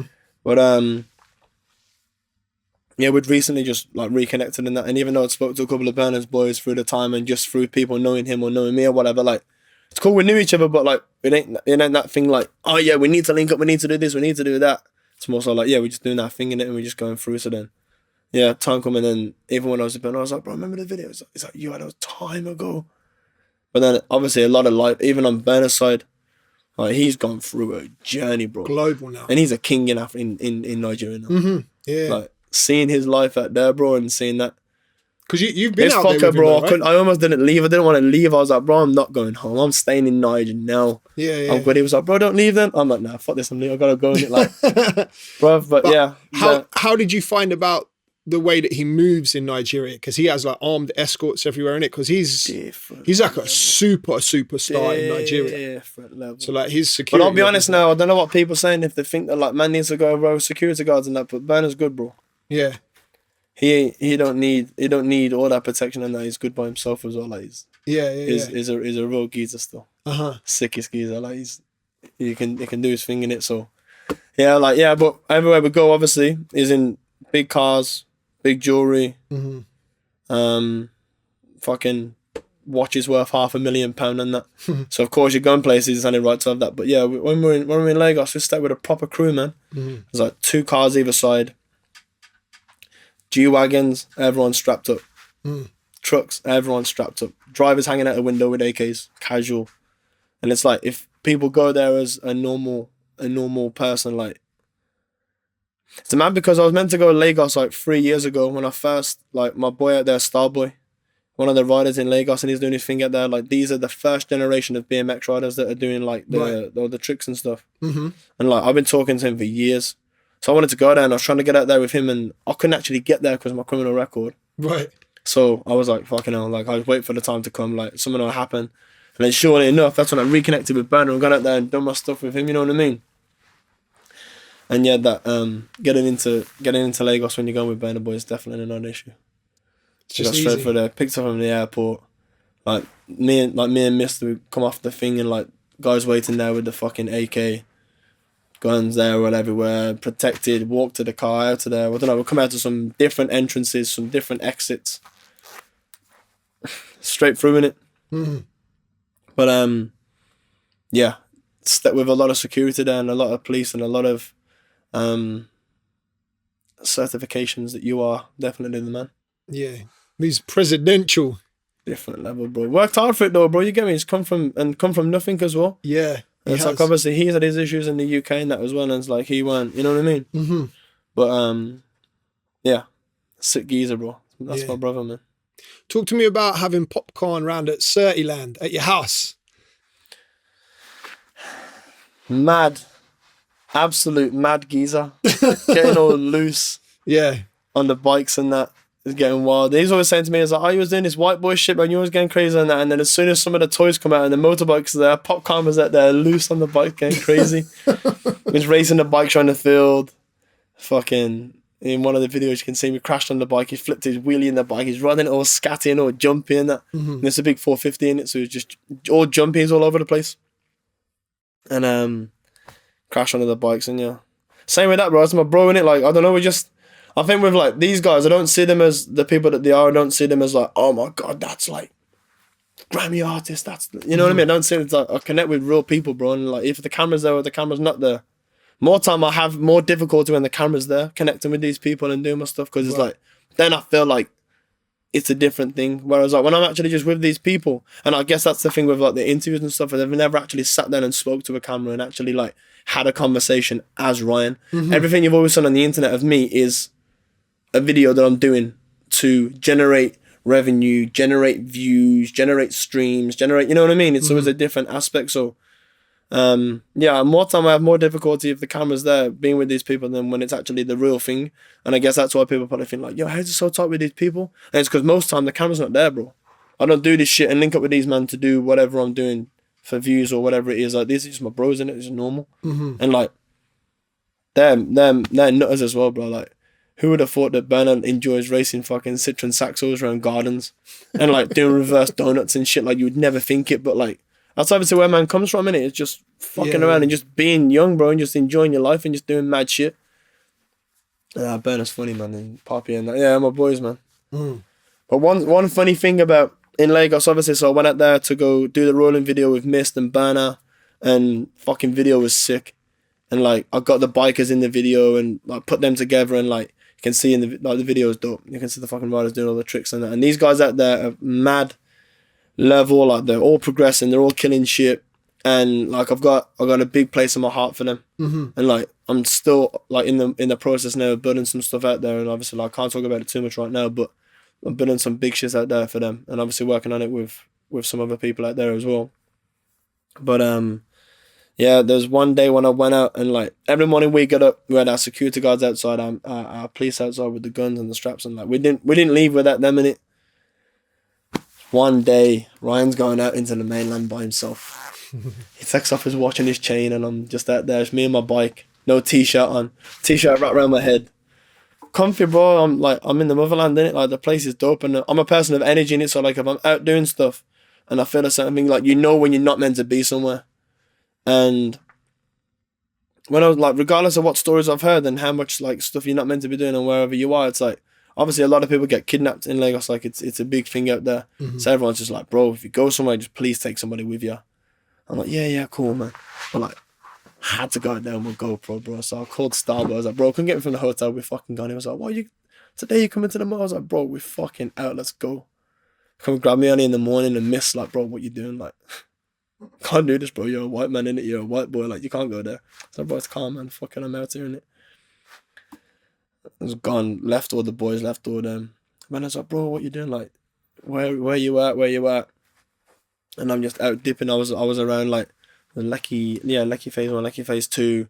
I was at the stadium, and like where the stadium is, like when I got back, I was like, I was only there, it was only local. And then like they looked into where I was, and I was like deep mainland. Like Bernard took us into some deeper spots, but like for where I went to by myself, it was deep, bro.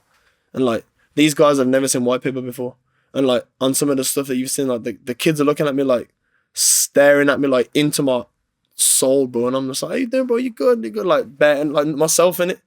And I mean, these people, it's amazing to see, bro. Honestly, I love Lagos so much, bro. I was just on a gel off diet the whole time, though.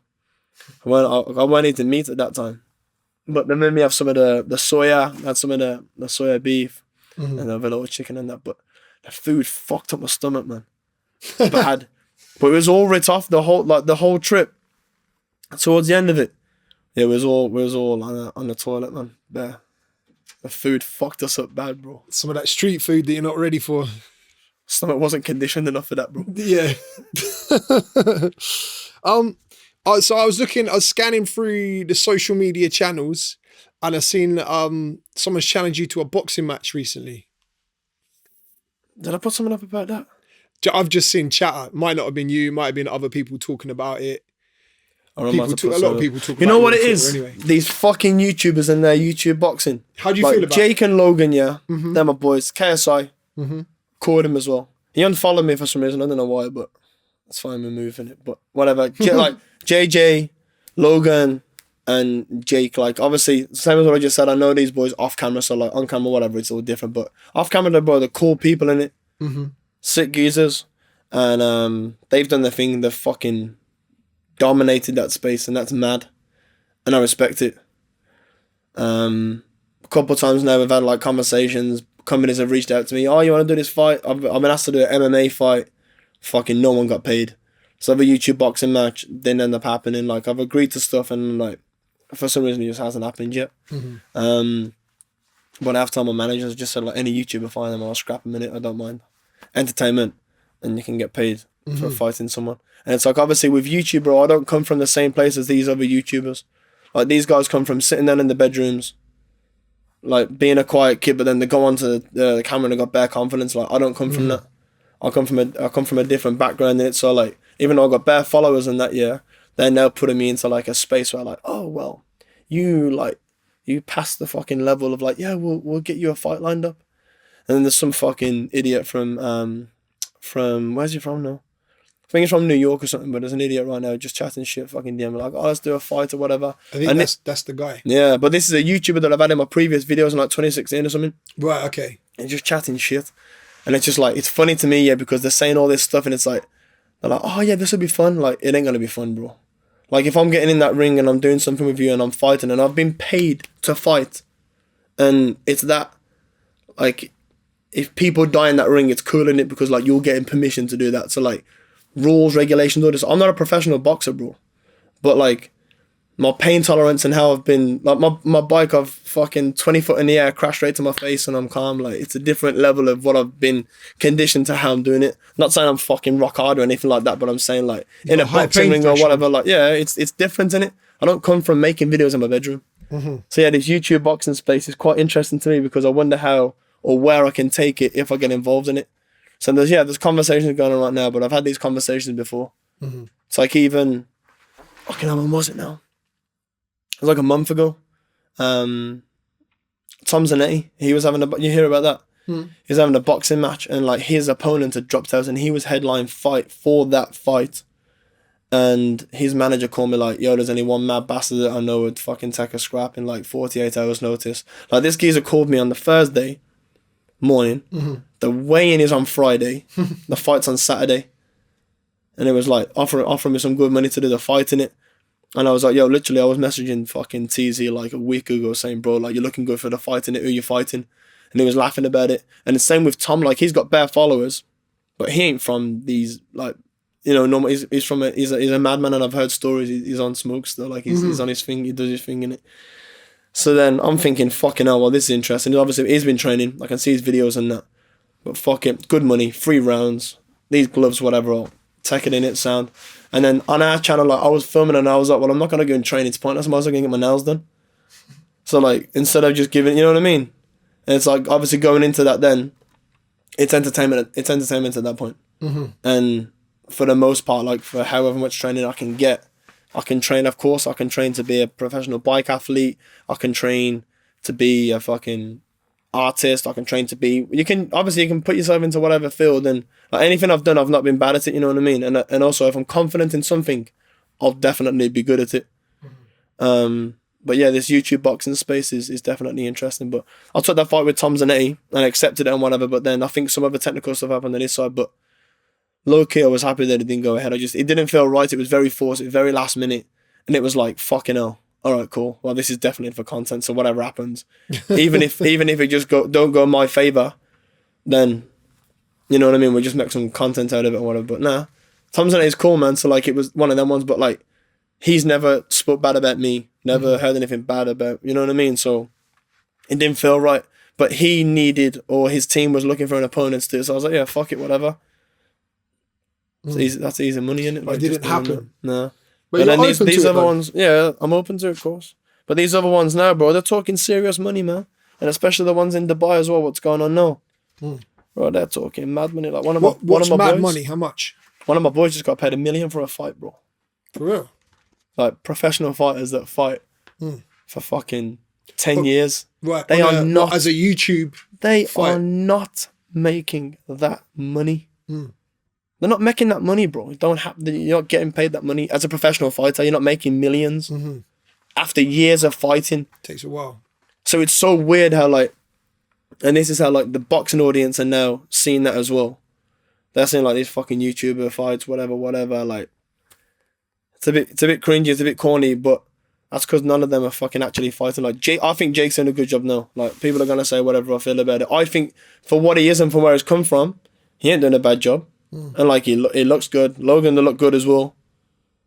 Like if it was like who looked better as a Logan and KSI and that stuff, I reckon Logan looked better. But whoever won the fight or whatever, I think Logan looked good. Like as a boxer. But you gotta remember these are YouTubers, isn't it? Exactly, yeah, they're not. So it's like you can't expect too much, but in terms of that, I think them boys are doing a good job, man. But yeah, it's a funny space.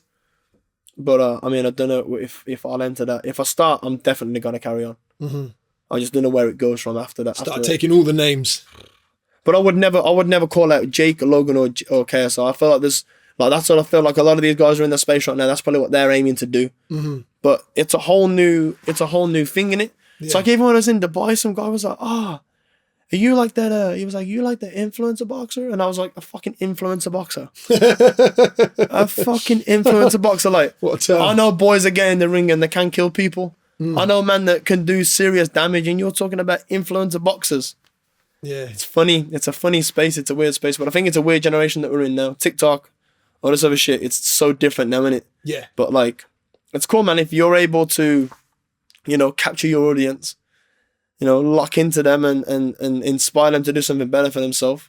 Obviously, not sell fucking teeth whitening kits and shit, but like, you know what I mean? If you're able to do that, bro, and cheer people up, it's like people are so consumed and so locked into their phones and their devices and their stuff. Like, if you're able to do something for them and that can make them smile and make them happier, bro, I believe you're doing something right in it. So if people are gonna look at the phone and watch a video of mine and feel like, fucking hell, live life, man, I wish I could do that or whatever. Like, that's why I give cars away, bro. I raffle all my cars. Like, whatever car I have, of course, I'll enjoy it for myself. I'll get my car. I love cars.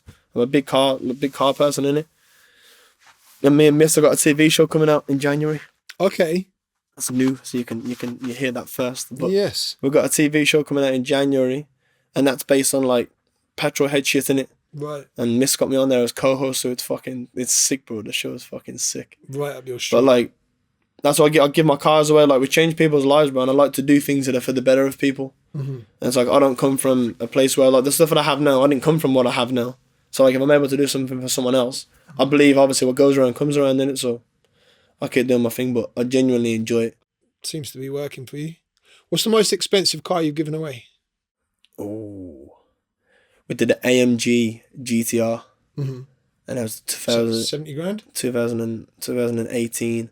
That was like 130k. 130 grand. Yeah. 140k. Just gave it away. Now we raffled a minute, so people can put their money into the thing, so they'll buy like a ticket for 99 pence. Oh, okay, right. But I've given cars away. I just give away a GTR for completely for free. No cost, no money, no nothing at all. That's my Nissan GTR, white one. Fucking stage 3 remap, tune, flame kits, fucking rear wheel drive controller, blow off valves, all sorts of shit. Like top, I'd gone nuts on it. The car was sick. Yeah. Like the sickest car I've probably had, you know what I mean? Like, I made sure it was that mad one. Is that the one that you were setting fire to things in the video? Yeah. yeah. So then we gave that one away for completely free.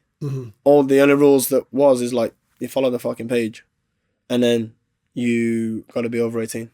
Right. And someone got it. It was fucking sick. It was either the car or cash alternative. Cash alternative is like 35k or 40k, I think it was. Right. And, that's what the car was. Car was worth like 40, about 45. 40, 45. But still, it's fucking... Not a bad car to get for free, mate. Man, I never... Well, bro, my first car was a Fiesta van. It was a 1.4 turbo diesel. Yeah. I bought it off my dad for 400 quid. And I left my dad without a car at the time because I was just pressing him so much and needed a car. I wanted to drive. I wanted to go skate park in it. Yeah. That was my first car. So imagine getting one for like... Whether you put 99 pence in... Like these competitions and the stuff that we do, of course, like if we just give, I'm not a... You know what I mean? I can't afford that. But we're able to do something that's so affordable for you where like if you do put that in, you might win. You might get it. And if you do, that's it, bro. And like everyone that I've given away cars and all the people I've connected with and stuff, like I link up with them, I chat to them, I call with them. Like one of the guys that I gave away a GTR to, his name's Ryan Tolley, sick guy. And his little brother's a fan of the videos. He's a fan of the videos. And his brother's going through, like at the time, he's going through some radiotherapy treatment and stuff. Like he's got leukemia. And he's going through some treatments and stuff. And he was just like, bro, like I'd seen the message before he even won the car. He's like, bro, just entered your raffle. You know, if I was to win this, it would change my life. And then, bro, he won the car, man, for £2. For £2, then he got, and that was what, the 130 grand or the 40 grand? That was a Nissan GTR. The AIM GTR, that was a raffle that we did in it. Yeah. But like, yeah. Now that's cool, man. And I love that I'm able to do that stuff. Like, it is fucking cool. Yeah, that is very sick. What do you think of, from my perspective, KSI was like the first YouTuber to kind of branch out and sort of show that really you can kind of do anything. If you've got the fan base there, you can be a boxer, you can be a rapper, you can 100%. do whatever, 100%. Basically whatever you want. Like he was, for me, the first one to set the example. What do you think of him doing that and transitioning into music? Because he had like #1 albums now. Like he's very clever. Sick geezer. I fuck with him. He's cool. And he's mad tight with Jamie as well. Jamie is my big bro. He's good people and he's smart in what he's done. And he's got the followers, you got that fan base, and he's boom, turned into something else. He didn't want to be sitting there in his chair his whole life creating videos and playing video games and doing all that stuff. Yeah. He's a genius, bro. Innovator, and I think it's a really, really good thing. He tried to do biking one time. How did that work out? We hired out a squad. JJ hired out the skate park, and we went to the skate park and he jumped on the bike and he was scatty, bro. He couldn't ride it for shit. But I made him his own custom bikes in it. Right. I made him a custom mini bike and a custom BMX on that. It's sick. But that's cool, man. I think he's definitely paved the way for a lot of creators and a lot of YouTubers and a lot of people in this social media space. Obviously now, for some reason, TikTok is a massive thing, and like these TikTok stars are actually fucking celebrities in it. Yeah.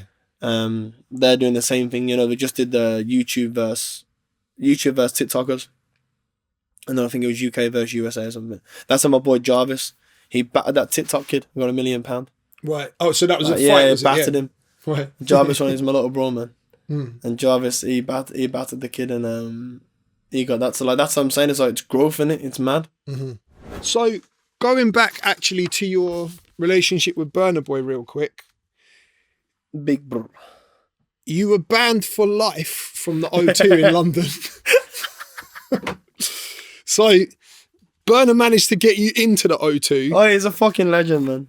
And you were banned for life from the O2. Oh, he's a fucking legend, man.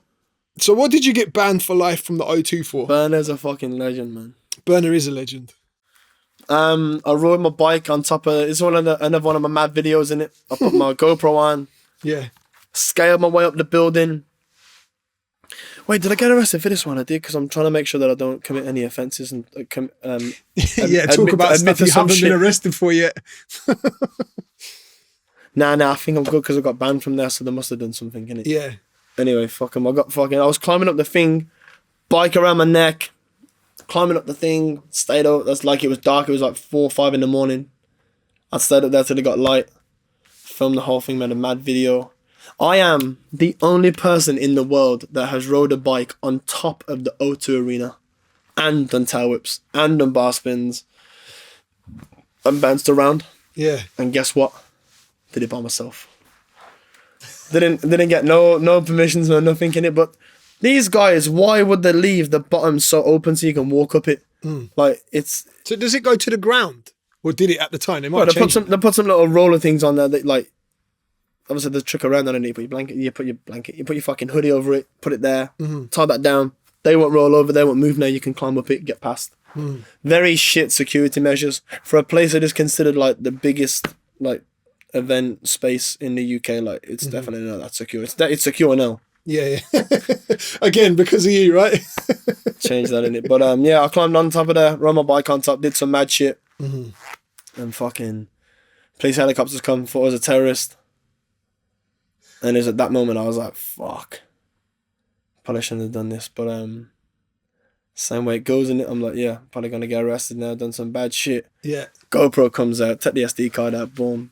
Then balls up, put it down my sock. And fucking got down there, the camera in my pocket. So like literally when I'm leaving, I was like, nah. I know that when I get down there, they're probably gonna grab me straight away. Got down there, both SD cards are in my shoe now. And I was thinking to myself, I was like, fuck. I kind of remember in my head now that when I put one of the SD cards in, because I was rushing so much, helicopters there, bare right bands at the bottom. I'm like, yeah, I'm done. Getting bagged 100%. But I thought that I dropped one of the SD cards that had all the footage on and my video from the day before. Right. So I had 2 viral videos sitting on that SD card. And like, if they bang views and they go viral, I'm getting paid in it, like, it's good money, bro. And I was stressing. Come down from there. They've got me now, asked me questions. I said, listen, guys, I'm so sorry. Like, I didn't know you can ride on there. There's no signs on there saying I can't ride there. There's no one stopping me. There was, you know what I mean? I just went on top of that. I thought it'd be a cool video. I apologize in it. I've seen some other guys on YouTube that have climbed on top of there before, climbed up to the top, which I had. Since I'm on Facebook and all that other shit. Whether that was actually my inspiration or not is a different question. But yeah, that's what I told him at the time, innit? And Yeah, they let me go. No further action. They didn't even arrest me. They didn't take me in. They just like, they grabbed me and stuff, asked me bare questions, and I was like, listen guys, I'm sorry, like, didn't mean for you guys to come out and that, but I'm not here to cause any trouble, no harm. I'm not damaging anything. And then that was it. I rode away. Got back to my car, which parked around the corner. Stressing, got to the thing, checked I was like, yes, got the SD card. I was fucking gassed. I was buzzing. I was like, yeah, got it. But yeah, that was a mad experience though. And that's something that like no bike rider's ever done. Yeah. Whether they would want to do it or not is a different question. But to say that, you know, from the little shit that I come from back in the day to then say I can ride my bike on top of the auto arena, which is like bouncy, I can do tricks, I can do my shit on there. It was fun. It's like a material roof, isn't Mad it? fun. It was made for me, bro. What are you talking about? Were you not concerned about falling through? Nah. Just think about that when it happens, innit? right, yeah. Crazy. So with all the in and out challenges, you've got the overnight stops, which obviously you said are a lot harder now because you're very recognizable. So I guess taking it to a different country would be a thing. But I did that. And you know, you deal with AK-47s and police cells and different shit. It's different levels of. No, I've thought about this, innit? I've thought about like, you know, bringing it back and bringing the videos back, and like a lot of my audience, all they want to see is Ryan do the fucking in and out challenge and get chased by security guards and get chased by police. That's all they want to see me do. Yeah. But come on, man. Mm-hmm. That's like these guys that you're big fans of on TV and television and whatever, like you don't watch them on TV do what they do and then become a fan of them for, you know, fucking whether it's like, you know, fighting or whatever it is, and you don't see them do that on everyday life. So then my social media to me, it's quite personal. It's like, it's stuff that I do and it's like other little bits and bobs, but like you can't, like everything has a shelf life in it. But like I created that challenge, it was viral, it went crazy, it did the thing on the internet. And I don't regret a single one of them that I've done. Like I've had so much fun doing them, and like it brought joy to people. People was happy watching it. Obviously, you got the miserable bastards that are on there watching them, commenting like, he's disrespectful to this, disrespectful to that. But you watch the videos, unless it's security guards, if it's normal pedestrians and normal people, I'm like, excuse me, darling, sorry, darling, watch out the way. I'm bare polite. I'm normal. Like I'm going through something, but like realistically, I'm not gonna hit you. I am a professional bike rider. Accidents happen, of course, but you can walk out your fucking front door in the morning and break your leg. Things do happen, but in this moment right now, it was quite irresponsible now I think about it, but nothing ever happened, bro. And I've done mad ones. Like Canary Wharf getting chased by security guards. Trains have come. I've gone through the train, cross platforms. Security guards have been stuck there. They've had to go down. When they've gone down to go back up to the other side, I've jumped back over the train track on my bike. And they're chasing me. And I got away. And you got away. Actually, for a bit now, at the end they caught me again. But then I tried to get away again, and then they caught me again. I got caught twice on that one. I got banned as well. Funny video that. Sometimes I watch these back in it, and like randomly pages and stuff, they post it on the Instagram and shit, and it starts circulating again, and I'm like, yo, I forgot about this. I done some mad shit, bro. I done some mad shit. Is there any stories that we haven't got out of you that you would be like, yeah, that's a wild one?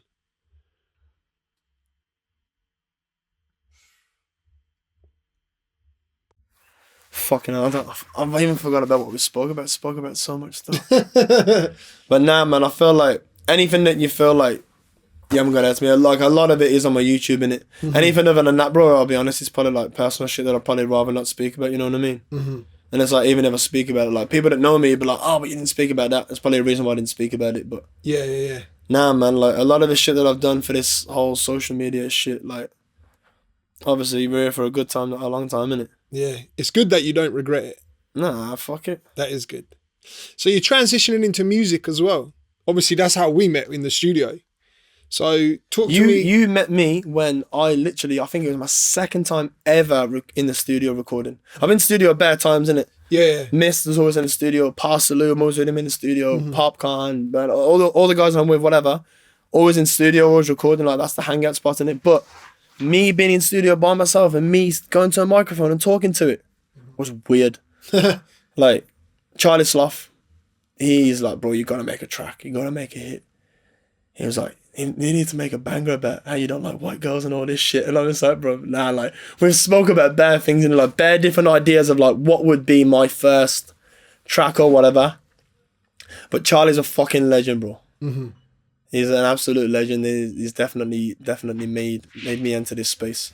But fucking Charlie got me into this whole music thing, and he's just like, bro, you should make a track. And so like, obviously these guys go on Love Island, all these celebrity shows, go on there with fuck all followers from working in normal 9-to-5 jobs. Go on there, get followers, come out and make a track.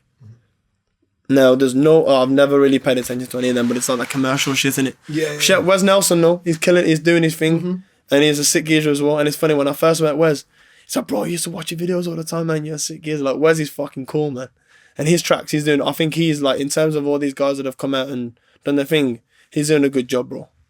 But Charlie was like, it's your time, bro. Let's make some fucking music in it. And so like, even when we was in Dubai last year, we were talking about doing some music and doing some other stuff, and like we made a couple of things, and it was just fucking jokes. Like, that stuff will never get released ever. And it was more so them boys in it, like fucking funny, mad shit. But like now, I've been spending a bit more time in the studio, and after my third session in the studio recording, I come away with a track that I feel like I'm happy to release, and I'm happy to like see what happens of it, and just, you know, enter a new world and a new level in my career. And of course, like, I know what sounds good.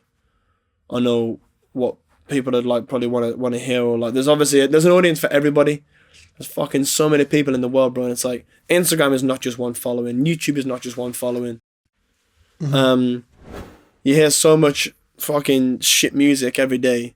It's like, if I feel like I can do something what will work for somebody and can do something, and then of course I made a tune in it. So yeah. So other than the music, then where do you go from here?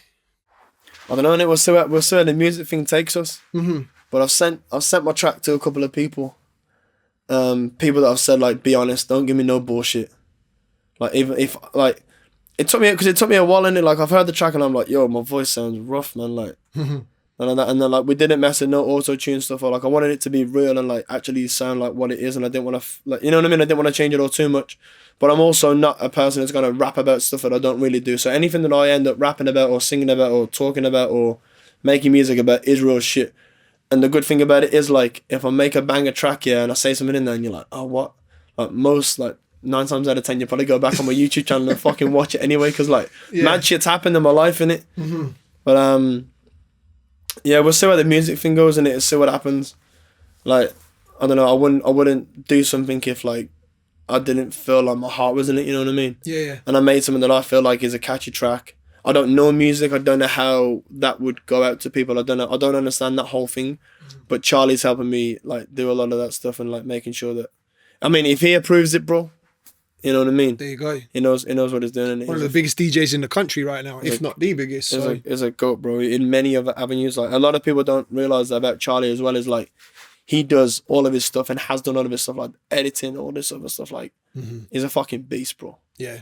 But yeah, Charlie's he's got me onto this shit, and it's a very very big inspiration for sure. But yeah, man, we'll see what happens in it. The music thing, see where that goes.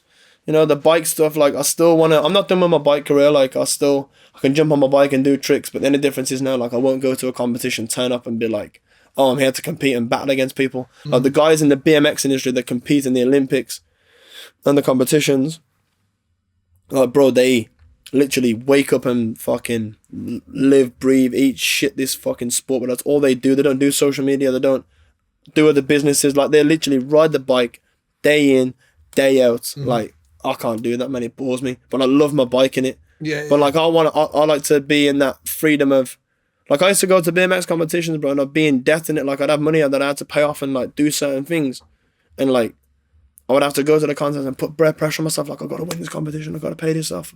I got to do that, or I need to win this to get that. Like, it doesn't make me feel good if I go to a competition and do that. You know what I mean? So, yeah, these boys, they fucking kill it. But like, my thing's social media, and I like social media, and I like having fun doing what I'm doing. And a lot of the times, like, I just do whatever I want, and most of the time we just document it and film it and just make funny content as well. Yeah. Sick. Well, bro, it's been sick. 2 hours. The very first interview. How did you find it? I don't know. I don't even know what I've said now. I've said a lot of things. Now it's cool, man. I'm definitely gonna look into doing some more of this shit, or whether I don't know. Yeah. That's good though, man. Thanks for having me, bro. And I mean, what a platform to be on as well, VladTV, and then with yourself as well, Dubl. There you go. My bro, man. Yeah. And it's funny because since we met, like, we haven't really spoke too much. We didn't want to get friendly in it before we did it, so it's a real interview, bro. But you know me a bit more now in it, so yeah. That's it. Wow, amazing. Ryan Taylor, thank you, brother. No worries, my bro. And you, like, subscribe to my fucking YouTube, innit? Subscribe to my YouTube, my Instagram, I do that. I'm releasing some music and that soon as well. I'm doing some other little things. But yeah, thanks for having me.